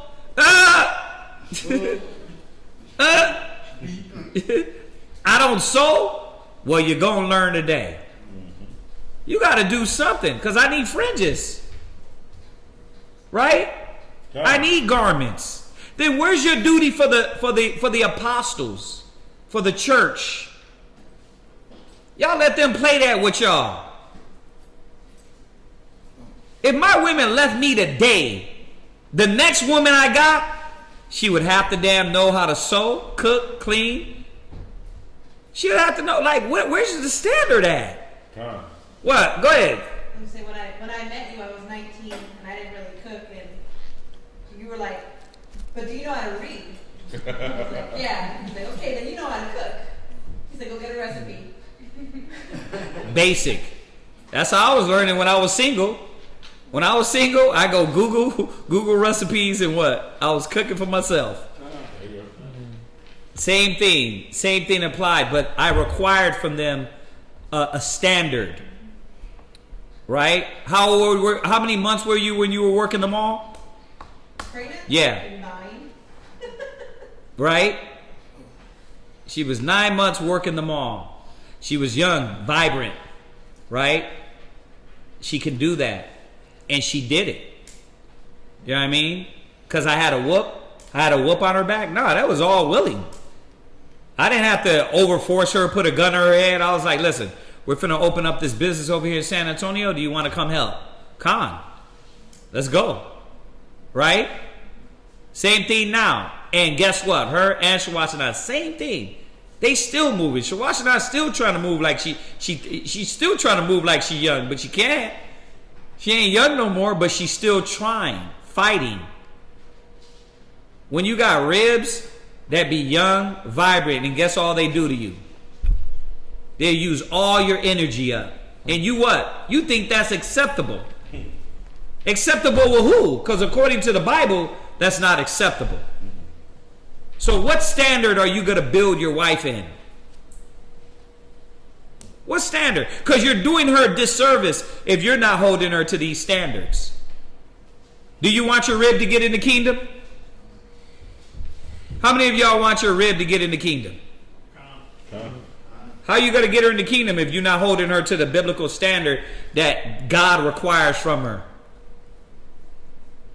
She got to fight just like you to get in the kingdom. Right? That's what we read in 2nd Esdras. That the kingdom, that narrow path, only one man can get through at one time. That's her too. But you're doing her a disservice by not saying, hey, this is what the Bible teaches. That's like knowing the truth and then going out there and not telling people. But you're doing that at home. That is insane, backwards, and you're just scared. You're scary if you're doing that. What? Watching my two sisters who are married, they both know that they only are allowed to do what the husband allows them. So Daniel is more towards, I'm the man, you're going to do what I say. So she does it. She pushes it, and he's like, no, you're going to do it. Then she backs off. Diana runs her husband. Right. Because he lets her. Right. And they both know, I'm going to do as much as he lets me. So they push. and Yeah. only one of them gets away with it, the other one doesn't. Right. But women are like that. Like, we're gonna push, and if you let us, we're gonna keep going. Oh yeah. Like I said, you have a leash around a nigga's neck quick. Quick. But the problem is that a lot of, that's why the Most High said, and I beheld among the simple ones one void of understanding among the youth, a man void of knowledge. Right? He said he went by the way of a harlot and he was seduced by this whore. See, it be a lot of young brothers that you don't understand really what you're doing with a woman. You think she's just a sex hole. You think she's just a sex hole. That's not what she's here for. All these women of Israel is not just a pleasure, for pleasure. It was supposed to be to build this nation, be a standard for our people. I'm going to say it again. The women, there's no standard in the streets because the men are not stepping up to the standard. That's right. They're not requiring it. This is the standard. So, yes, she's supposed to be sewing. She's supposed to be productive. Remember, back then, sewing was what we did, right? To bring forth money. You had your cattle, right? Let's take that cattle, shear those sheep, right? Take those skins and what? Sew them, sell, make money. Right. Same thing. So when a woman asked me said the other day, was it wrong that your woman is innovative? Hell no. I want you smart. You know what I mean? I just don't want you to think you're smarter than me. But I want you smart. I don't want you to think we're going back with logic all the time. We're doing this together. And you got to let me have the last word. And guess what? Sometimes I might let you have the last word. But there's got to be an acknowledgement of that. It can't be like, oh, you know what? No, I'm running you. It can't be that. That's out of order. So, yes, a woman is supposed to be productive and innovative and a thinker. Nobody wants a silly, damn, dumb woman that can't speak, that doesn't know how to be intelligent. We send our ribs to go do big things to make big money. I don't want no dumb woman. This is not saying that. This is saying she knows there's a family, a house, a nation.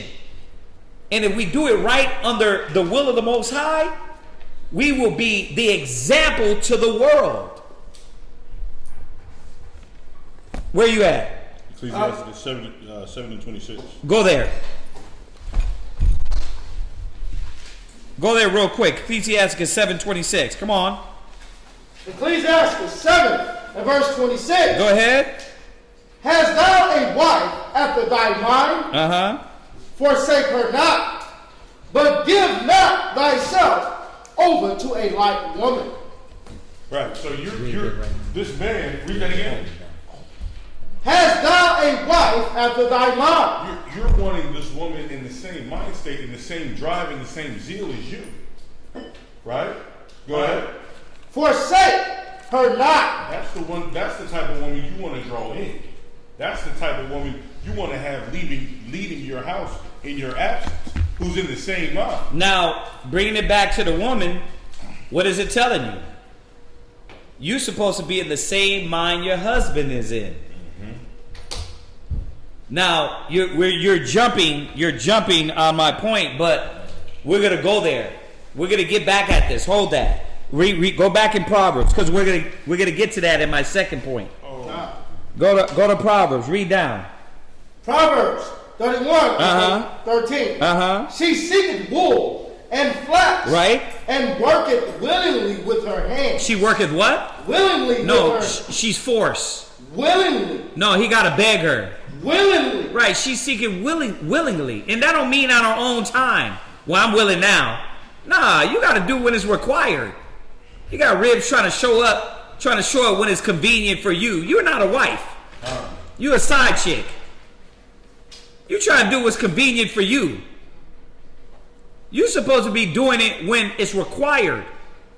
When the standard is set.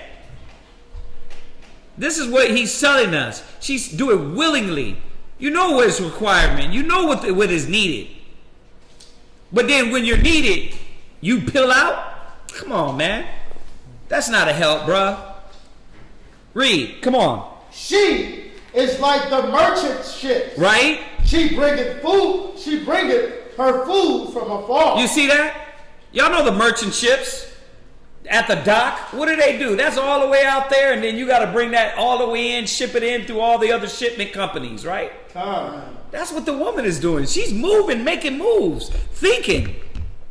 You know how many websites we're building right now? Shalamai is still not finished with the one. She's on the second. You know what I mean? They sewing, they got to do all this. It's like, I look at my ribs, I'm like, man, a high standard. High. If I was ever to try to get another wife, which, man, I'm like, how would I be able to do that? They got to live up to a high standard. But where's your standard at? Women, where's your standard? You want to do the bare minimum and then pat yourself on the back, or because you didn't get your horn tooted. That then now you are not acknowledged. So these are the ailments and problems, because your goal is not to the Creator. Yes, you're supposed to be out there getting money. Yes, don't let them tell you. Just like the man. It's not like the man is sitting down playing video games. He's bringing something to the pot too. We're all doing that in our order. Go ahead. She riseth also while it is yet night. Wait a minute. She's not lazy. Read it again. She riseth also while it is yet night. Why? Read. And giveth meat to her household. Wait a minute. But don't you got a maid for that? Why are you rising when you got a maid? What is it about this woman and her characteristic that her price is far above rubies? Oh, she rose at night and she's what? All you hear all the way down the stairs is man, I gotta always he.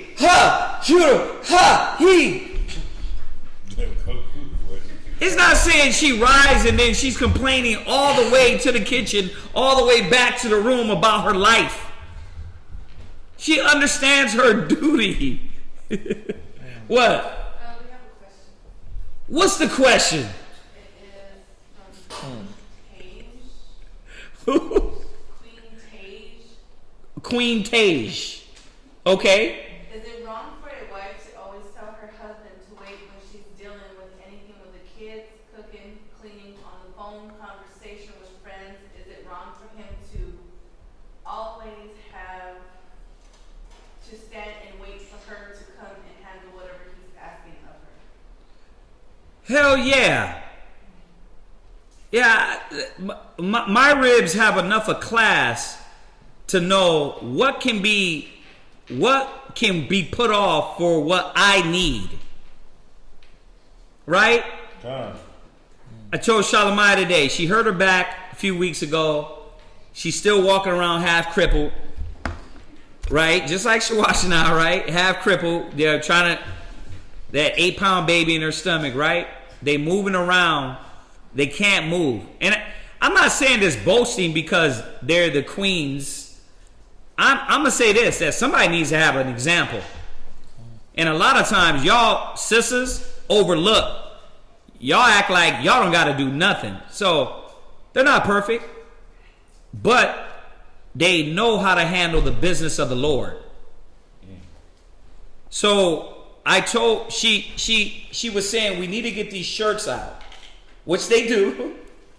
But she said, my back hurts. So, I said, okay, so since your back is hurting, go up and sit down and finish the website we're doing. It made sense. She could have said, she could have been disrespectful and said, well, this needs to get out. See, right? But she said, okay, boom. She put that down, said, okay, that makes sense. My back is hurting. Let me go lay down and do the website. So she knows. And the scriptures is going to tell you, watch, I'm going to show you. Go to Proverbs. We're in Proverbs 31. Check this out. This is one thing. And this is where discernment comes in. Right? discernment for the wife, discernment for the husband.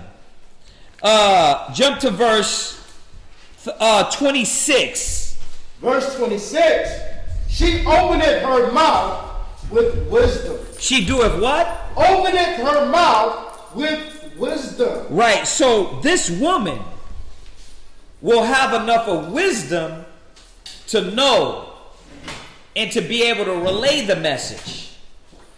So one thing we got to see is that working together, right? Because a kingdom divided cannot stand. Y'all know that. Can two walk together, at least they be agreed. So when we're doing this business of the Lord together, we have to comprehend each other. So if I go in there and I say, Shalamaya, do the website, and she's like, well, Kazak, these shirts need to get out. You got brothers and sisters complaining already about the shirts. I got to be a man of wisdom and say, hey, do the shirts. So there's got to be a combination of two things going on here.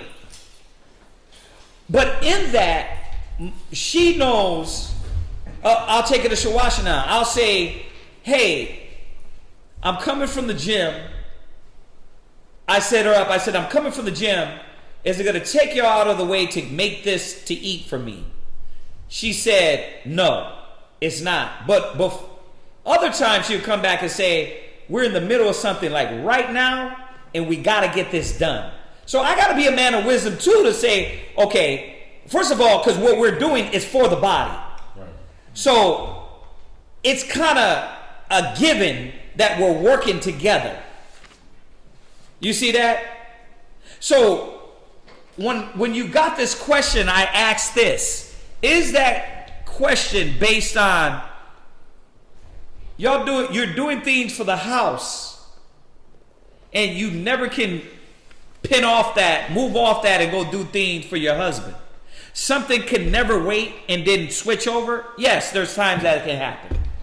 There is times that can happen. But this is dealing with a woman's discernment and wisdom to know what can be put off and what can't. And then the man, he's going to do what? I have to safely trust in her that she's not just trying to usurp some fake whack authority or be lazy and say, you know what? Okay, cool. Yeah, we need that out. I trust in your judgment. So there has to be two things that go on here. If it's always like the world, like, but I'm doing this, and I'm doing... If you're niggas in your house, what I just said don't apply to you. You know why? Because you're not thinking on the level we're thinking on. Because if you are thinking on the level, and I'm saying in general, I don't know who asked a question, then you know with wisdom. And give me the other one, discretion shall preserve you. Give me that one. Give me that one. It's in Ecclesiasticus. Not the one in the Proverbs. It's about the women. But you was going to say something. A lot of that, going back to her question too, a lot about communication. Because, when you have me doing something, you may forget you told me to do something, and then you might have me do something else. And so I'll be like, okay, which one do you want me to do first? Right. Instead of saying, okay, Nah, I can't do this. You got me doing so many things I can't. See, that's a chaotic mind. But there has been a growth in that now. See, we had to grow together to understand each other that we're doing the same thing. We're a team. I'm Batman, you're Robin, right? And we're working together. You see that? Where's this at? Where are we at? Ecclesiasticus chapter 26 and verse 13. Ecclesiasticus 26 and verse 13. Go ahead. The grace of a wife delighteth her husband, and her discretion. Right. See, so once again, going off of the question, if you're supposed to do things with grace, so the wrong part is when your husband asks you and you don't know how to relay the message to him that at this point in time, this is a detriment if I let go of this one thing. Then you got to have enough of discretion to know if you can let that go. That's what it's saying here. Read it again. The grace of a wife. The grace meaning how you gracefully does things. Once again, she could have did one thing. She could have said, you got me on this, CHAAZAQYA, you got me on this, you got me on this. What do you want me to do? You throw all these things at me, and then next you know, when you ask me something, you get angry at. Or she could have said, babe, you got me here doing this and this. Which one did you want me to do right now? Oh, okay. I'm glad you told me, because we got a million things going on. You know what? No, do what you're doing. I'll do this. You see that? We're working together as a unit and a body. But the woman has to have grace. And what? Delight her husband. Go ahead. And her discretion. And her what? Discretion. And her what? Discretion. Which a lot of these young sisters don't have. Discretion. What you got? For discretion. A lot of young sisters don't know how to have grace and discretion. Discretion. The quality of behaving or speaking in such a way as to avoid causing offense. Stop. When you deal with your Lord, your husband, do you say, I'm going to tread softly because I don't want to offend?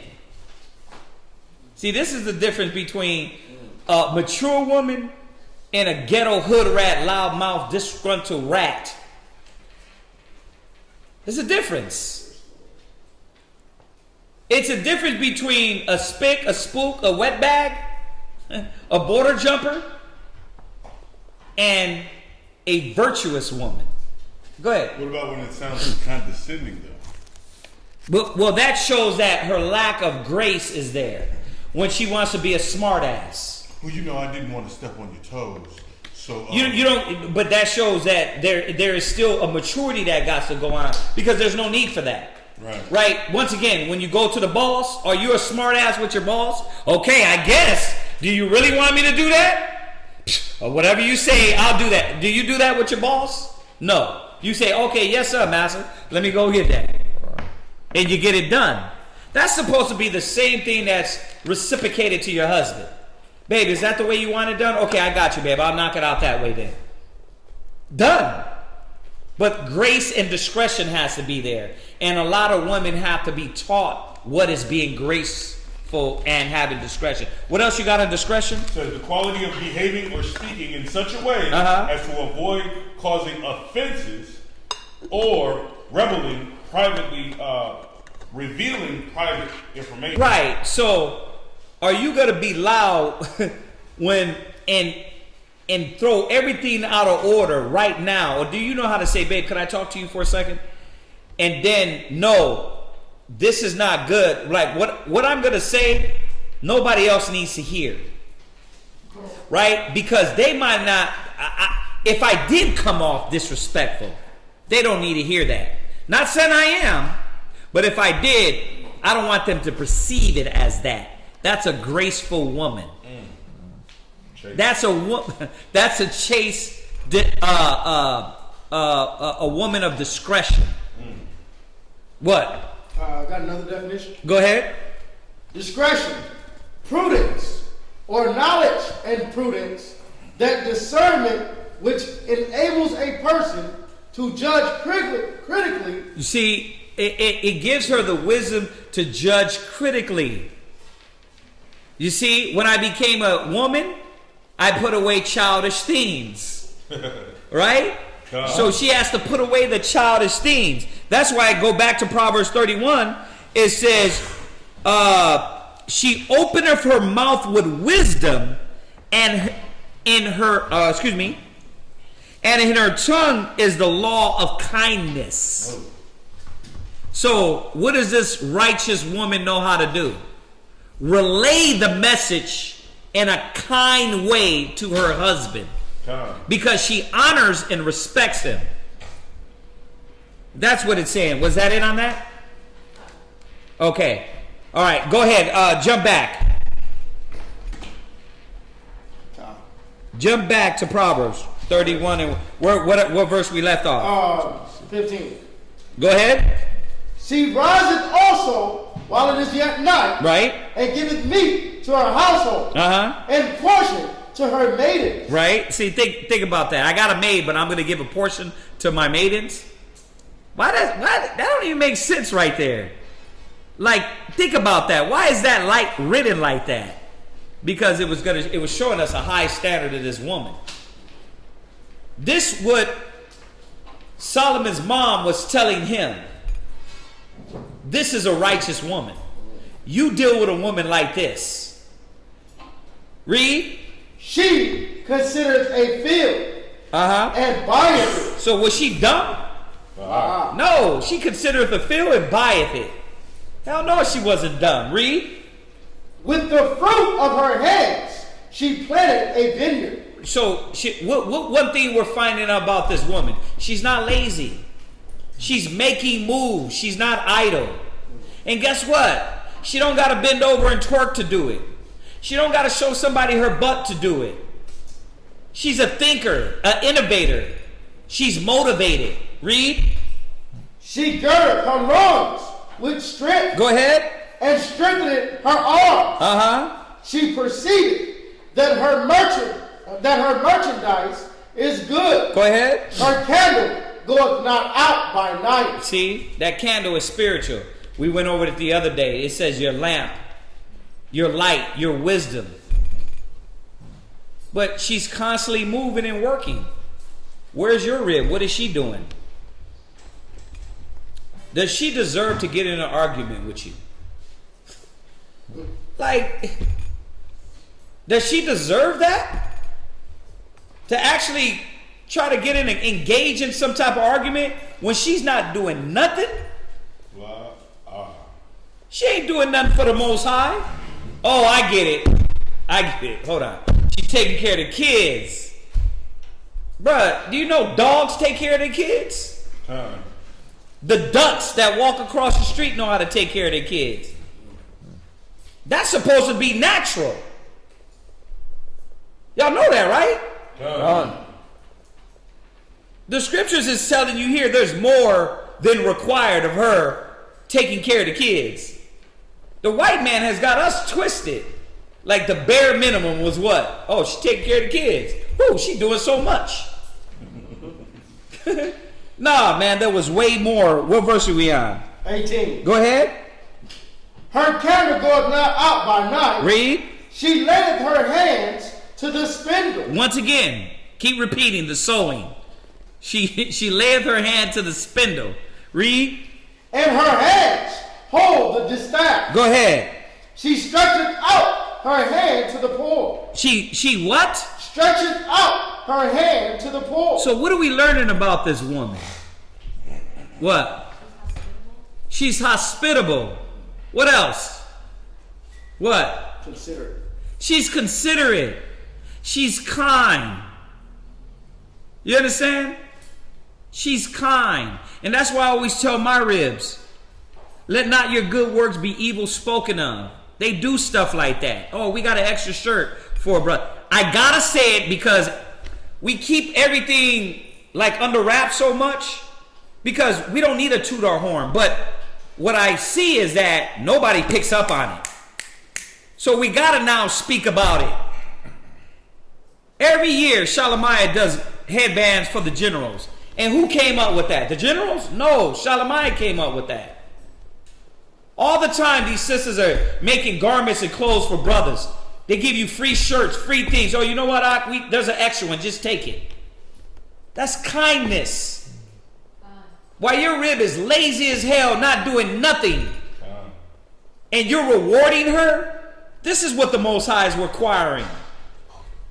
Hey, you see my rib ask you, you get these brothers in here, I'm going to show y'all something. I want y'all to look.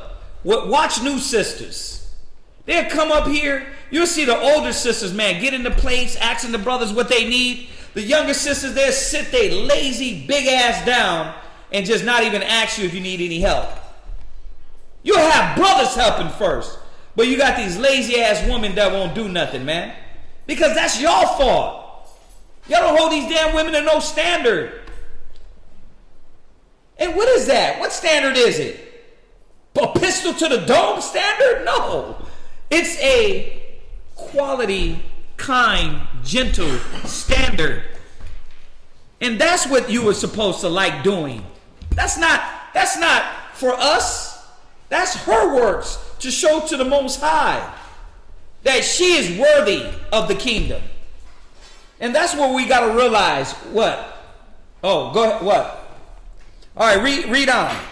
Yea, she reacheth forth her hands to the needy. She is not afraid of the snow for her household. Right. She is not afraid of the what? Snow for her household. What does that mean? She's not using excuses. Another thing about my ribs I love. Like I said, they hurt, they in pain. It's like, nah, I still got to get it done. I'm like, yeah, but you're hurt. I got to intervene now. I got to be like, yeah, but you're not in a good shape. You know what I mean? Your foot looks like Shrek's feet. It's swollen. Go sit down. Go do that, right? Time. They're the first ones to show up, the last ones to leave. Not only them, Allison too. Allison too, right there.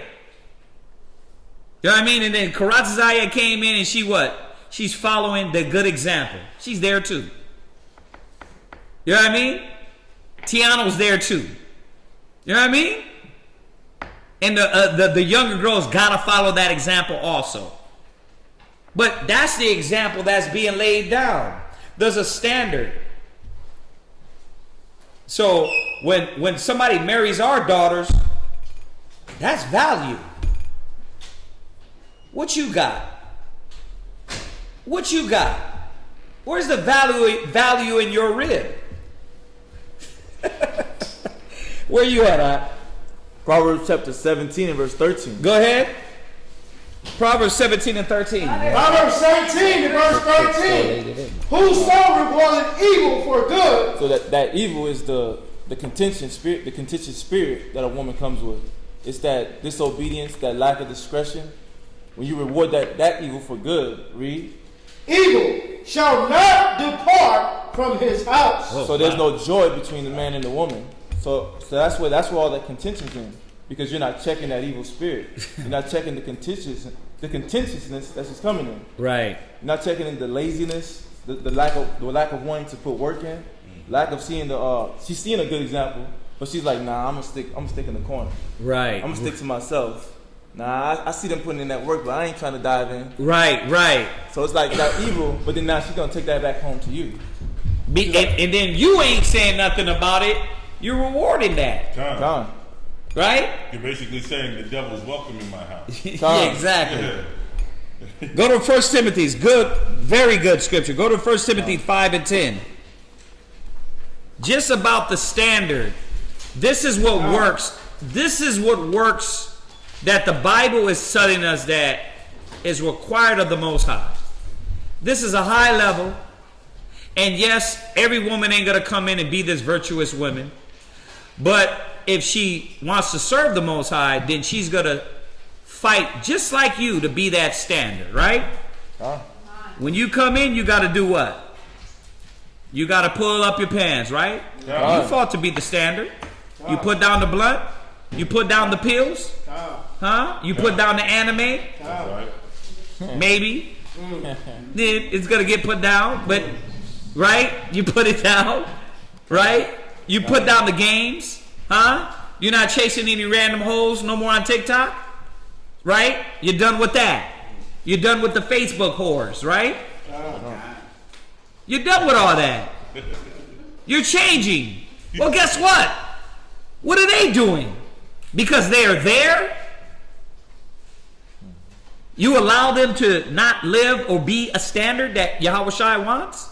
So read on, 1 Timothy 5 and 10. 1 Timothy 5 and verse 10. Go ahead. Well reported for good work. Right, so the requirement is the sister is supposed to be well reported of good works. Somebody got it. Your husband should be the first one that can vouch for you. And if you know me coming in, 20 years ago, there was a lot of women classes. Why? Because at that time, my ribs were young and they had to step their standard up. But guess what they was getting all the time in class? Blazed. Why? Because I wasn't going to deal with it. I was going to give them the opportunity to change and grow or get to stepping. And that's the problem. You cannot be scared because it's your detriment anyway. Your house is going to fall anyway. A kingdom divided against itself cannot stand. So she got to be well reported of. It starts with you because you vouch for your rib. Hey, Ak, we need another sister to help out. Whoa, not her, Ak. She's got to get in there. She's got to be loud, disrespectful. She's got to be challenging. She's got to create and act like everybody hates her and everything's an argument and a fight and everybody's wrong except her. Yeah, not her. Got a lot more work done. But this is the example that sisters got to be holding. You got to understand you're building your name. You're building your name. Forget, your husband is doing his works. But your name is going to be known for what you do. All right. Go ahead. If she had brought up children. If she did what? Brought up children. Wait, denied her kids. If she had brought up children. Can't counsel them, can't talk to them. If she had brought up children. Don't even know how to deal with her own kids. She had brought up children. Man, you got to know how to deal with your own kids. You know what I mean? That way, when the other kids of the sanctuary comes around, of the body, what are you going to do with them? You're going to treat them right. You're going to be gentle. You're going to be kind. But if you deal like a damn raving wolf with your kids, with no balance, no wisdom, no understanding, what's going to happen? You're going to deal with the other kids like that. So once again, what are you known for as women? You see how we find out the woman's works? It didn't say she was running out there, guiding the sanctuary, out there in the street speaking. It says she's well reported of. She's taking care of the kids, right? Go ahead. If she have lodged strangers. Yeah, man, she was charitable. She was welcoming. You know what I mean? You go to these new sisters' houses, man, and new brothers, and she won't even offer you a cup of water. She won't even offer you to cook a meal. Come to my house. You get asked 4 or 5 times, hey, you all right? You all right? Did you need anything? Did you need anything? You good? With them, that shows you the class of the husband. That shows you your bad manners. Because I taught my ribs correctly to have courtesy and respect. You go around you, it's like your ribs sit back and won't even get up. She'll sit in the whole damn feast. See all the plates going by, and her lazy ass will sit there like, good job, y'all. Because that's you. You don't got no damn class. You didn't show them what the Lord is requiring. It's not what I'm requiring. You know how it is with us in the world. We sit back, let our ribs run around butt naked and think, oh, I'm fine. Pop a beer and you're good. This standard is a higher standard. We all had to come up to this standard. Come on. Most of the time, men sit back, man, like, just let her do what she want. But that didn't help our communities, households, families, our children. So we have to teach our wives and bring them to the standard. Go ahead. If she have washed the saints' feet. Wait a minute. Oh, don't talk about washing those saints' feet. Nigga, I don't know you. Huh? Washing the saints' feet? Like you mean my husband's feet, right? Read it again. If she have washed the saints' feet. You know what that means? that this sister's really in red. That her charity is known by the saints. The giving, the love, the respect. All the things she's doing for the saints. You women have a name to build. What's your name? And I'll say it again. When you do establish good works, let not your good works be evil spoken of. That's by you. You can build your name and you can destroy it.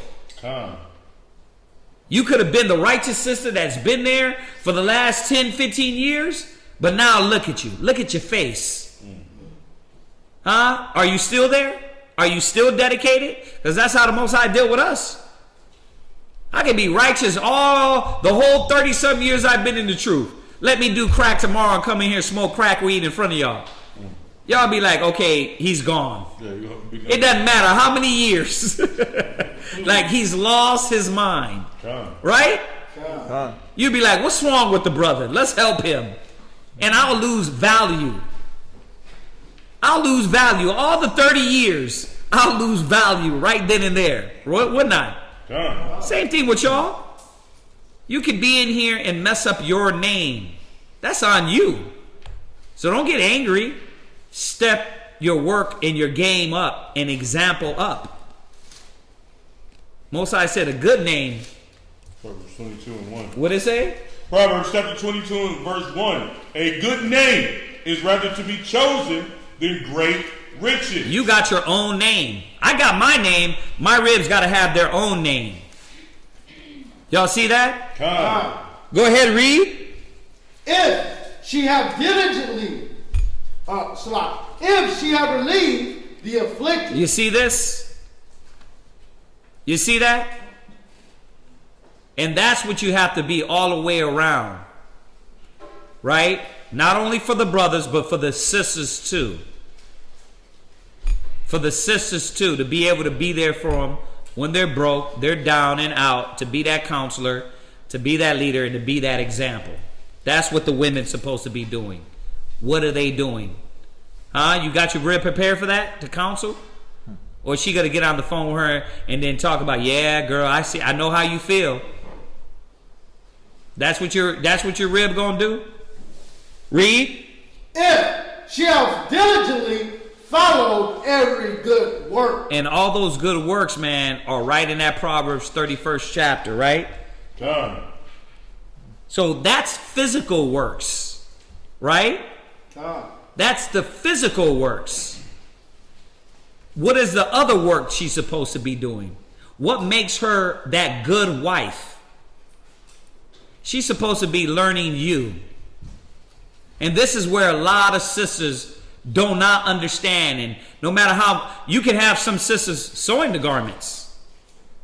You can have some sisters showing up to the feast. They'll literally be courteous to brothers. But go home and be a damn werewolf. See? So you got to ask yourself, are they willing to learn you? Go to Ecclesiasticus 36 and 24. I am going over. Go ahead. It's Ecclesiasticus chapter 36 and 24. Read. He that getteth a wife begetteth a possession. Wait, she is a what? Possession. So if you get a wife, that's your possession. The Most High created her for you. But now, to be clear, remember, he said, husbands, treat your own wives as you treat your own flesh. So this possession ain't a pair of shoes you just throw around. They're your own flesh. Read. A help like unto himself, and a pillar of rest. So, my question is this. Have you learned, you women, have you learned how your husband likes to be helped? Have you learned that? How your husband likes to be helped? It said a help like unto himself. So the Most High created Eve, brought her to Adam, and said, here's a good help. Like yourself. What you want, she wants. Whatever you like. She's supposed to want what you want. Right? That's her job, her duty. A pillar of rest. When I go home, I know that I'm going to rest and I'm going to have my help there exactly like she knows what I like. Is she according to your mind? Give me that one now. Ecclesiasticus chapter 26. No, 7 verse 26. Go there. That's why I said hold that. It's Ecclesiasticus chapter 7 and verse 26. Go ahead. Hast thou a wife after thy mind? Forsake her not. Yeah, she's supposed to be like your mind. But I'm going to ask y'all something. Are y'all trying to learn your husband's logic? Or you still on this, I don't know. I don't know why. Sister, my rib talked to a sister the other day. And she was like, yeah, he doesn't want me to do this and do that. And I said, well, did you ask her why? And she was like, nah, she didn't know why. I'm like, wait a minute. You get counsel from your husband. Y'all be playing too many damn games. You gonna sit there and waste time getting counsel, but then you don't know why? You didn't ask? You didn't say, hey, why is that? Did I do something wrong? What did I do? What am I doing to not be shown favor in your eyes, me Lord? What is it? But you're not trying to learn his mind. You women are supposed to be learning your husband's mind. Trying to figure him out. Not like, nigga, you need to do it my way. You're supposed to be saying, well, if he does it that way, I wonder why he does that. Baby, I got a question.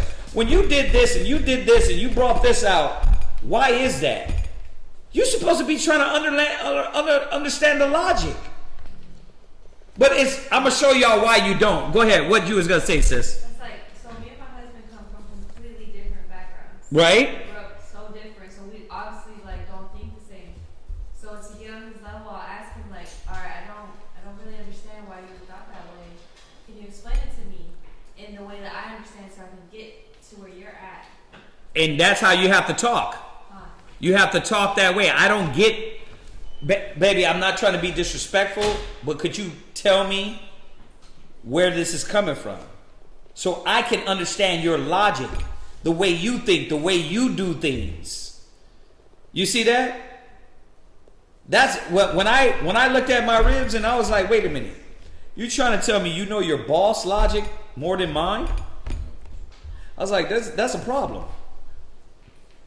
If your rib knows your boss's logic, her boss's logic more than you, she can comprehend the way he thinks and why he makes moves, but she don't know your moves. You see about this whole submission thing, and we still ain't go to 1 Peter 3:1. I didn't have to go there. Why? Because all these Bible verses are telling us what was required of you women. Are you doing that? Are you trying to understand his mind? Read it again. Hast thou a wife after thy mind? Go ahead. Forsake her not. Read. But give not thyself over to a light woman. But what happens? You give yourself over to a dummy, to a woman that goes with the wind. And this woman wasn't going to follow your logic. She wasn't going to let you lead. But you would give your mind over to her. That's why he said, I discern among the youth the simple ones, a young man. So the scriptures is telling the women, are you trying to learn your husband's mind? That makes things easy in the house. If Tuesdays he wants rice, give him rice on Tuesdays. If Thursdays he wants spaghetti, give him spaghetti on that day. If he likes the shirt, you like the shirt for him. What is it to you? All right, here, let me talk to you in the worldly mind. He's supposed to like what he like, right? He don't supposed to be changed, right? Huh? He's supposed to be an individual, right? Why when it come to the truth and we start saying the same thing, now it's like, oh, y'all trying to control women. But that's what they tell you in the world. Let him grow in his space. Well, why you don't let him grow in his space then? If he wants spaghetti, then you should be comprehending why he wants spaghetti. But you're not doing that. That's why there's arguing. That's why there's contention. Because you're going against what he wants. Well, why got to be that? Why can't it be this? And that's where the battle in the household, the struggle for order, the struggle for leadership. Go to Ecclesiasticus 8 and 8. Go to Ecclesiastes 8 and 8. 8 and verse 8. Go ahead. Despise not the discourse of the wise. I'm going to tell you why you don't do it. Because you don't look at your husband as the leader. You don't look at your husband as the chief. You don't look at your husband as the elder. You think you're the same. You think you got wisdom like him. That's why it's your job, husband, to show your rib. She mentally, spiritually is not on your level. That means that if you kept the standard and you don't move in those emotions, it'll show her that she's not on your level. Then you can show her, look at you. You're always moving out of the spirit. How am I going to go with your judgment? How am I going to go in your spirit when you move around like a 13-year-old woman, girl? But you want me to follow your leadership? You women were supposed to be learning that your husband is your elder. Your husband is your leader. And what does it say to do to the elder? Read it again. Despise not the discourse of the wise. You were supposed to not look down at his talk because you don't like the way he bring it out. Would you do that to Christ? Would you do that to Christ? Hold that. Go to Ephesians 5:22. And then we're going to jump back. You were supposed to look at your husband as the man you're getting the wisdom from. Your husband's here in class. Where are you at? Right? And then if you are in class with your husband, then you should already know, I'm going to give my husband the lead because that's what the commandment says. Read that, Ephesians 5:22. Ephesians 5, verse 22. Go ahead. Wives, submit yourselves unto your own husbands. Go ahead. As unto the Lord. Stop. Would you do that to Christ? Would you combat Christ if he told you to do something a certain way? Would you try to overtalk Christ if he told you and try to lead you and do something in a way you didn't understand?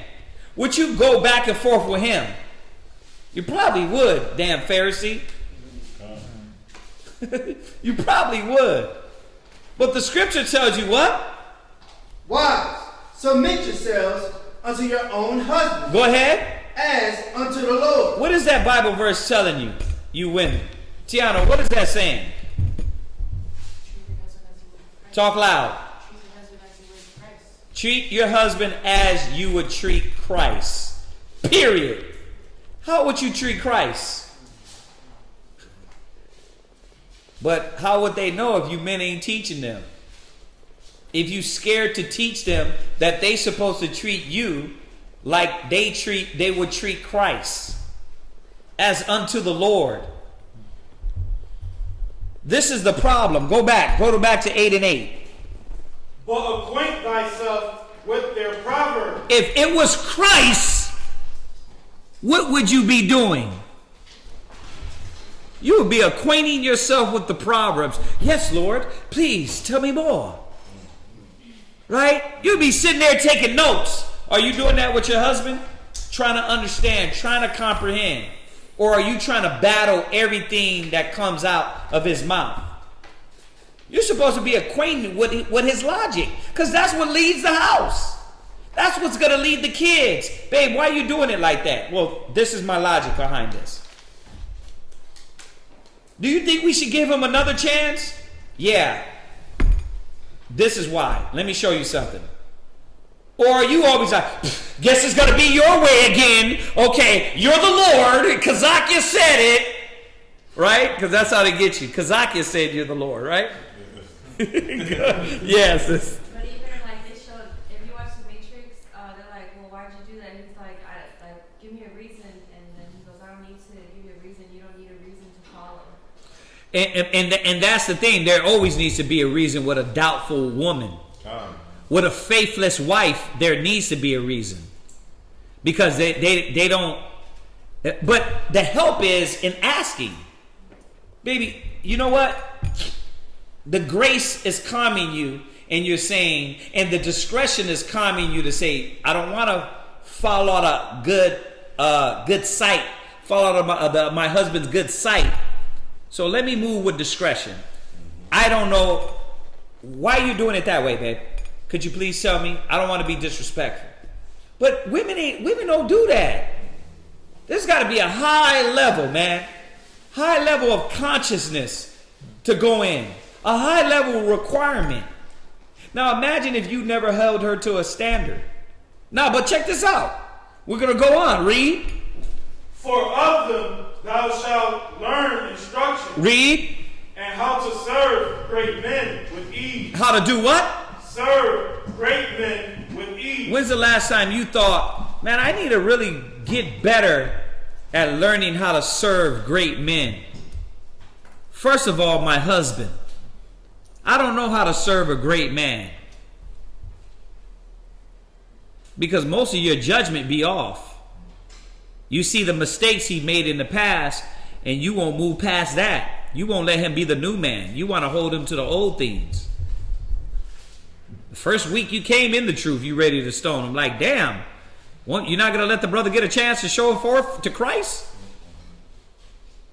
Let him show forth to Christ that he is the new man. But what do they do? Like I said, your whack-ass judgment, you misjudge. You're supposed to be learning on how to serve great men. And it comes from the knowledge of the Most High. It comes from class. It comes through your husband. And that's the way it's supposed to be. But you're still trying to control things. A lot of you young women are still trying to control your man. What you got? This is Ecclesiasticus chapter 39 verse 1. Go ahead. This is why they haven't learned to serve great men with ease. Go ahead. Because it all starts in their mind. Go ahead. Ecclesiasticus 39 and verse 1. But he that giveth his mind to the law of the Most High. The problem is you haven't given your mind to the law of the Most High. You're still thinking like a beast, like a carnal, primitive, worldly person. You're worried about what he's doing and how he said it, and he took a breath and he did this and he walked around and he didn't kiss me goodbye or kiss me hello. All a novella. You in a novella still. All of it. Telemundo. Yeah. Like when's the last time you came home and babe, you know what? I was reading. What do you need? You know what I'm saying? Or yeah. My 3-year-old asked me, he said, Dad, how's your day today? Come. Like, are you asking your husband that? Babe, how's your day? How you feeling today? Right? Not always self-indulge and selfish. Right? Right. Because he's at the pleasure to serve you daily. All this I'm saying, guess what? The men are still more gentle than you. Because why? He will cater and cater to your emotions. He will cater. Yeah, he might do it wrong sometimes, but guess what? He be trying. You'll sit back, your heart will freeze over, turn cold, and you'll be like, nah, this nigga's garbage. It's trash. But while he's over there, what? Trying to cater and cater and cater. That's the air, man. Go ahead, finish it. And is occupied in the meditation thereof. See, where is your mind at? Where is your mind at when he's gone all day? It's over the BS of what's going on physically instead of being spiritual. And then you feed your spirit with carnal crap. You put what is it, Nas, and you put sugar in the gas tank all the damn time. You don't put nothing spiritual that feeds your spirit, that thrives for you to continue. And then when he comes home, you give him some spirit. How many times do you sisters study daily? How many chapters do you read daily? Huh? You see? Don't make me pull y'all card. Think about it. How many chapters are you reading? Where's your questions at? I'll put it like this. When's the last time you asked your husband a question in the Bible? Mine was recent. I can vouch for Allison because recently when we've been talking, she's like, well, you know, I'm trying to get better at the scriptures. How do you break down the scriptures? How do you get your method? How do you get the points in this? There you go. So our conversations have been a lot. Now it's an actual conversation. It's like when we get on the phone and talk to each other. Right. It's a lot of that. Well, what do you think about that class? Well, that was a good scripture. Hey, I brought up every time I talk to this man, Zion. I talk to CHAAZAQYA. It's always like, yeah, we went over this scripture. I was like, oh, whoa, that's crazy. I put that one the other day. We talking about the Bible. Go ahead and throw a scripture in the chat. How many women answer? You get the little face pop up and then what? Sink back down. Right into darkness. Why? Because you ain't got no whys, nothing to add to it. What, is Jesus touching you daily? He not touching you daily? No, the devil's touching you daily. God. He not touching you daily? He not in your life? Why you ain't got nothing wise to say? You know what, Shalom, brothers? Yeah, hey, that's beautiful. That's on point. And without capping. You know what I mean? Without faking it. But really saying, you know what? Damn, I was meditating today. You would be having those conversations with your husband. You know what, babe, the Spirit was showing me today? That feeds. We feed off each other, that electricity, the light, the energy. But when you don't got nothing to say, it's like, damn, but we never talk because you ain't got nothing to talk about. Especially when it comes to the truth. Because I'm not on the phone talking to the brothers about stupidity. Really, when our conversations, a lot of our conversations end with reporting, with what's going on in the school and the spirit and things of that nature. You know what I mean? Right when it get into, man, yeah, brothers are working out, y'all gonna get done dirty on the court when we see y'all. That takes about 5-10 minutes, all the whole 2 hours, and then we like, all right, Aki, we gotta go. Because that ain't majority of our conversation. It ain't just jargon and man talk. It's about the spiritual things, and that keeps the energy flowing. If y'all were doing that, your mind will be activated more in the spirit. And you'll be willing to want to hear what this man got to say. Babe, you know what?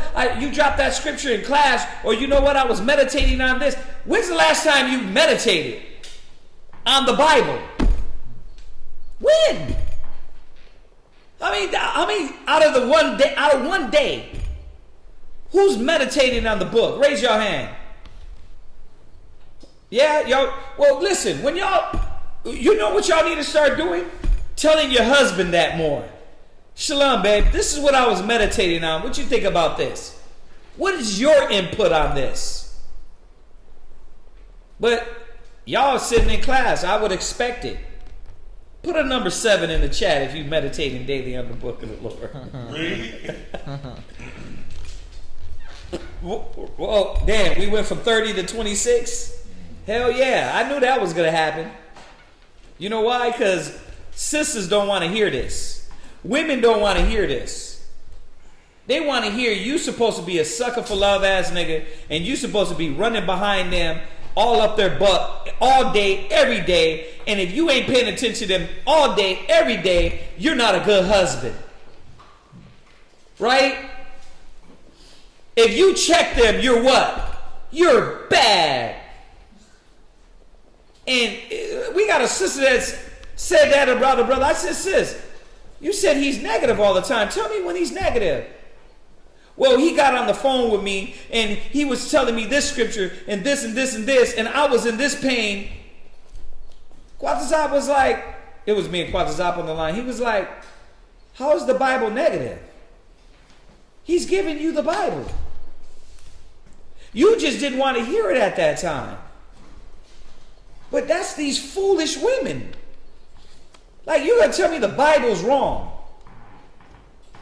The timing might have not been what you wanted, but your husband knew it was necessary to check your damn pride. You got 3 sevens in the chat. 3 sevens in the chat. Yee. Yee. But this is the problem, man. So where we left off at? Finish that real quick. Yeah. We'll seek out the wisdom of all the ancient. So, but that comes from your mind and your meditation being occupied on the scriptures. So what are you doing with your idleness? What are you doing with your free time? It has to be occupied and meditated on the book, on the scriptures. Yeah. If you're wondering why you suck at talking, if you're wondering, well, I don't have people skills, I don't have talking skills, if you actually read a book in the Bible, a chapter, goddammit, look up some words. I'm doing it in the simplest form. You read about a woman in the Bible, look up some words, look up her history. Spell some crap. You go to your husband, hey. I was meditating. Hey, I was reading this. Tell me more about, what do you know about Michael or Michelle? What do you know about Ruth? What do you know about Judith? What do you know about Rachel? Just spit it to me, man. Give me some input. But y'all don't look at your husband as your elder. Jump back. Where'd you leave off at? Go to 1 Peter 5:1. 1 Peter 5:1. This is what you were supposed to do. Read that. We're going to finish this up. 1 Peter chapter 5 and verse 1. Go ahead. The elder which are among you, I exhort. No, exhort. Uh-huh. Who am also an elder. Where did I say go to? 1 Peter 5 and 1. Right. So, go ahead, read on. And a witness of the sufferings of Christ. Go ahead. And also a partaker of the glory that shall be revealed. Go ahead. Feed the flock of God which is among you. Right, of the Most High. Feed the flock of the Most High which is among you. So if your husband is your elder, what is his job? To feed you, right? He's there to teach you. That's not wicked. That's not wrong. That's not negative. It's his job to be your teacher. And more so to the ones that don't know, you need to be taught. Go ahead. Read. Taking the oversight thereof. So the husband is supposed to do what? Taking the oversight thereof. He's supposed to take the oversight. That's his job as an elder and leader in his house. He's supposed to be leading you with wisdom, knowledge, and understanding. Are you there listening? Huh? Are you there hearing? How many of y'all knew? Raise your hand if you knew your husband was your elder. 2? Yes, he's your elder. Huh? You ain't his elder. You ain't teaching him nothing. Huh? Jump to verse 5. Likewise, ye younger, submit yourself unto the elder. You were supposed to submit yourself to your elder. Your husband. Right? That's what it says in 1 Peter 3 and 1. No matter where you go, you can't run from it. You were supposed to submit yourself to your husband, your elder. Go ahead. All of you. Yea, all of you. Be subject one to another. Go ahead. And be clothed with humility. Read. For God resisteth the proud. Right. And giveth grace to the humble. And that's what you were supposed to be doing. How do I humble myself to my husband's logic? How do I learn how to serve great men? You got to be humble. You got to understand there's a lot of things that you don't know. I'll say it again. I guarantee you your husband studies more than you. Yeah, but why you ain't running to him? Why you ain't wearing out the... Hold that. Or scrap that. Go to Hebrews 13:17. I'm going to get 2 more scriptures, or we're going to keep going and going and going and going and going. Hebrews 13 and verse 17. Go ahead. Obey them that have the rule over you. Go ahead. And submit yourselves. So, does your husband not have rule over you? So you were supposed to do what? Submit yourselves. Why you ain't submitting yourself to his logic, to his leadership? Sisters, y'all gonna tell me why? Why doesn't a woman submit to the logic of her husband? Why, CHAAZAQYA? Pride. What else? Why doesn't a woman submit herself to her husband's logic? Why? Pride. What else is pride? Why is it that your ribs don't? Let's speak in general. Because they're stubborn, right? But if they know it's good for them, why in that moment they don't take what is being taught to them and the value of that over their emotions? Why? They what? Even though if it benefits them? They want to be that person that has the control and do what they want to do. So, no matter if your husband's trying to help you, the control is more important to lead yourself into ignorance? That don't make no damn sense. What's that, sis? I was going to say the world tells us like, oh, you don't need that. You don't need that at all. Yeah, but you don't need what? You don't need him to be telling you what to do. Like, you got it. So even though it's right, even though it's good, even though it's health, even though he's leading you down a good path, you don't need that? That doesn't make any damn sense, but you're right. You're totally right. That's what the world tells the women. Right? You was going to say something? I was going to add on what she was saying. And You talk a little louder for them. I was adding on to what CHAAZAQYA was saying. And also in your mind, you're always right. Like, there's no way around it. Your way is better. It's more comfortable. It's safe. It's your blanket. Hallelujah. Hallelujah. You said it. She said, the fact is, you're always right, right? And you says you ain't never lied. That's the truth. And that's the problem, that you're always right. But if you're learning what the scriptures are saying, you're supposed to be submitting yourself to learn the logic of your leader so he can lead you right, and you both can be joined together with the same mind and in the same judgment. He's bringing you in his judgment. That's where the unity is. Right? Go there real quick. I quoted it. 1 Corinthians 1 and 10. And then we'll go to Hebrews. We'll finish the Hebrews, right? That's where we're at? No. Right. Go to 1 Corinthians 1 and 10. 1 Corinthians chapter 1 and verse 10. Go ahead.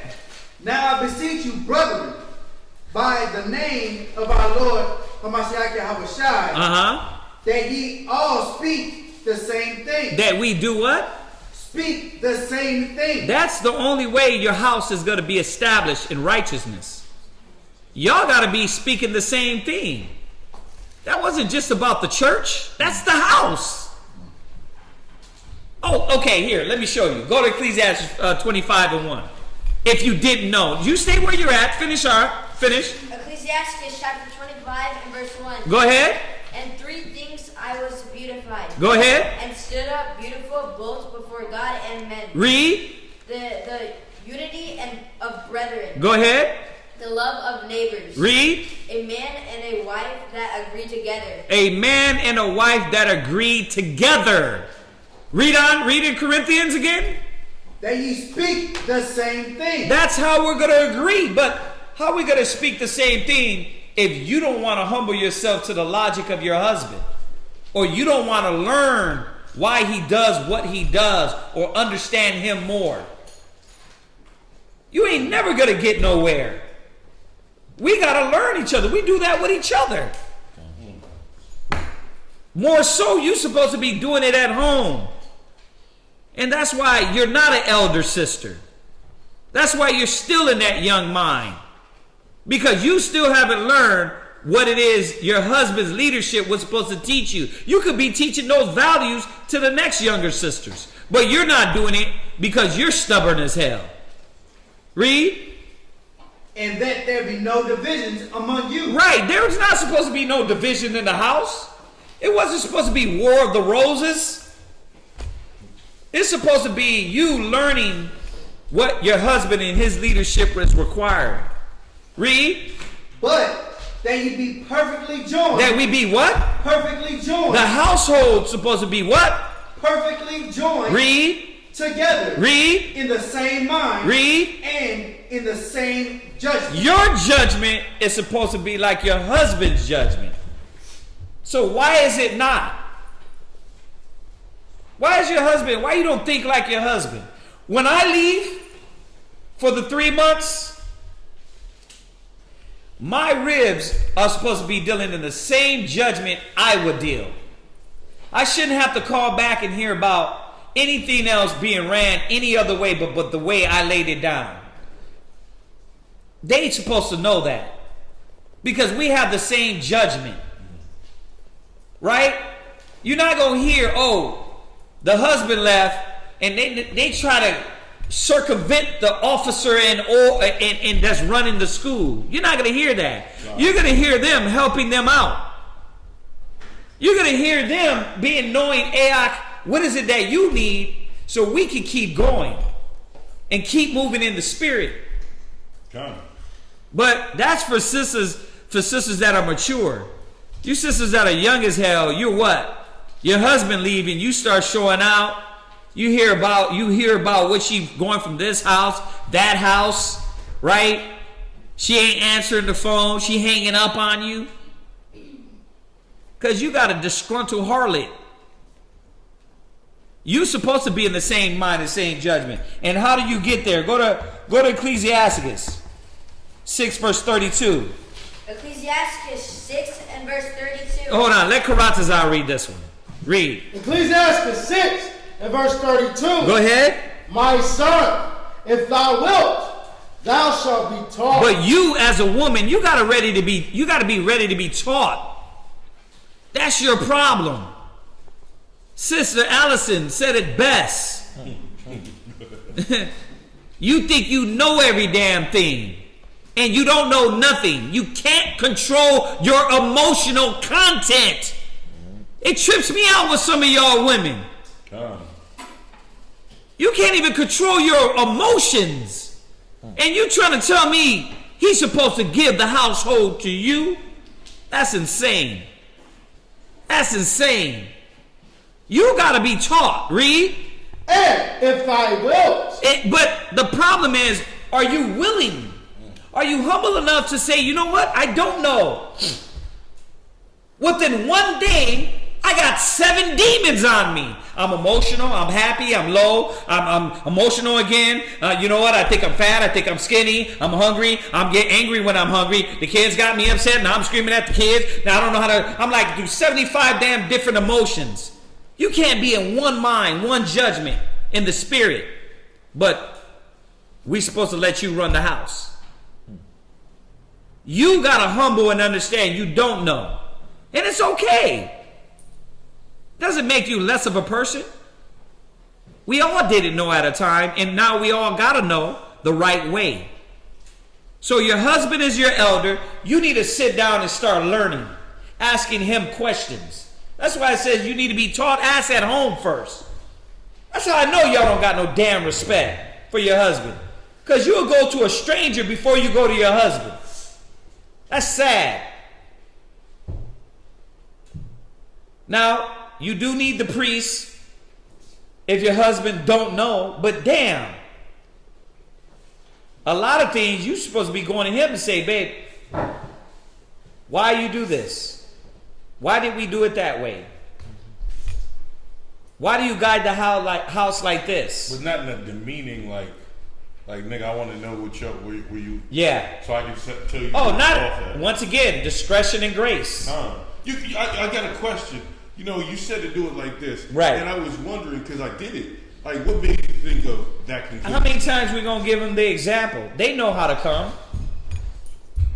It tells you in the Bible, which much sweet speech a woman can lure a man. You know how to talk sweet to a man. You know how to talk. You know how to get a man to yield through your talk. You need to be learning that at home. Read. Come on, finish it. If thou wilt apply thy mind. Read. Thou shalt be prudent. Read. If thou love to hear. You gotta what? Love to hear. You women have to start loving to hear. Not your own self.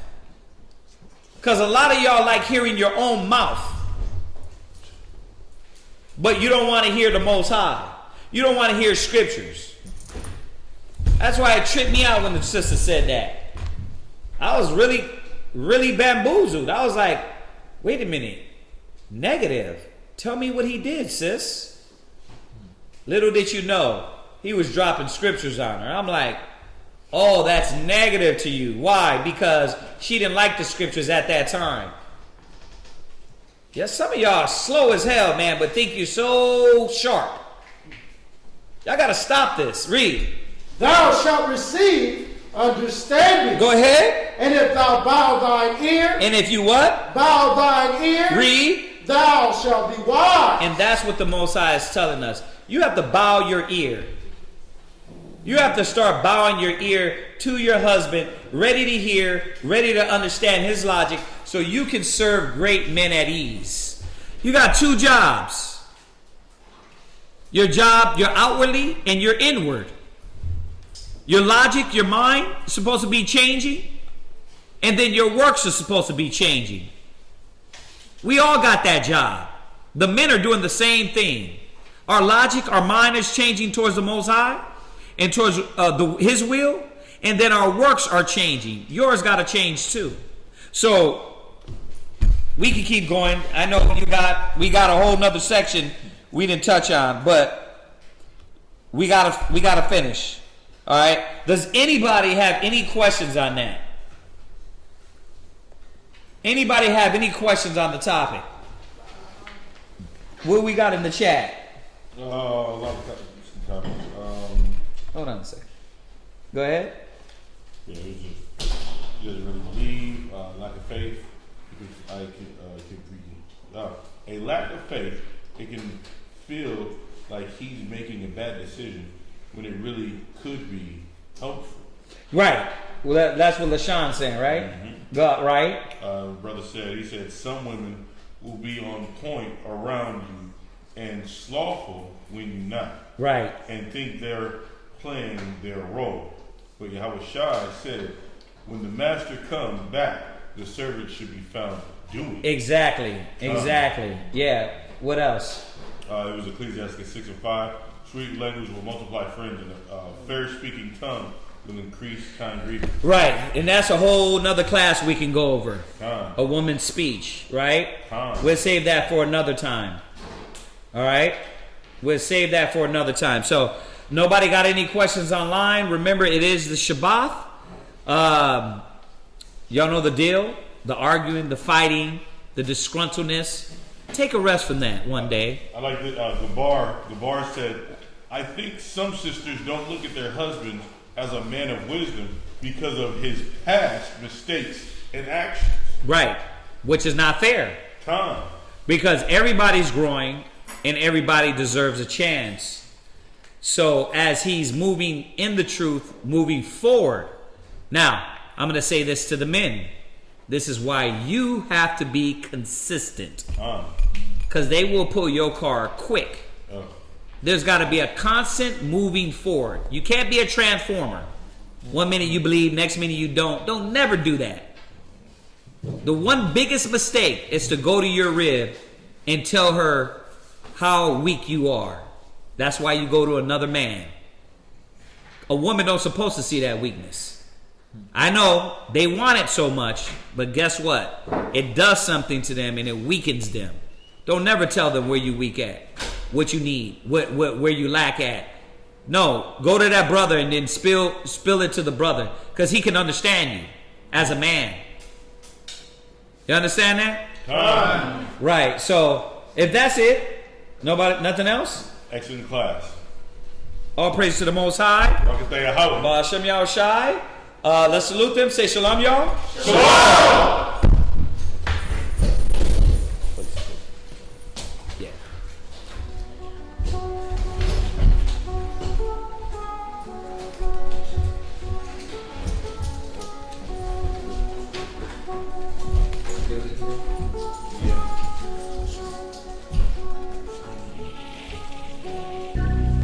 Somebody in that restaurant. Judah, Judah, Judah, Judah, Judah, Judah, Judah, Judah, Judah. Judah, Judah, Judah, Judah, Judah, Judah, Judah, Judah. The scepter will never leave Judah. The scepter will never leave Judah. The scepter will never leave Judah. I'm Judah. Christ sprang out of Judah. King David was Judah. King Asa was Judah.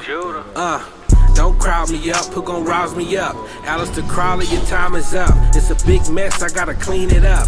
Esau, the end of my kingdom's up. On the eagle's neck, I'll press. I woke up from my rest. I woke up from my arrest. My rulership is up next. No vex.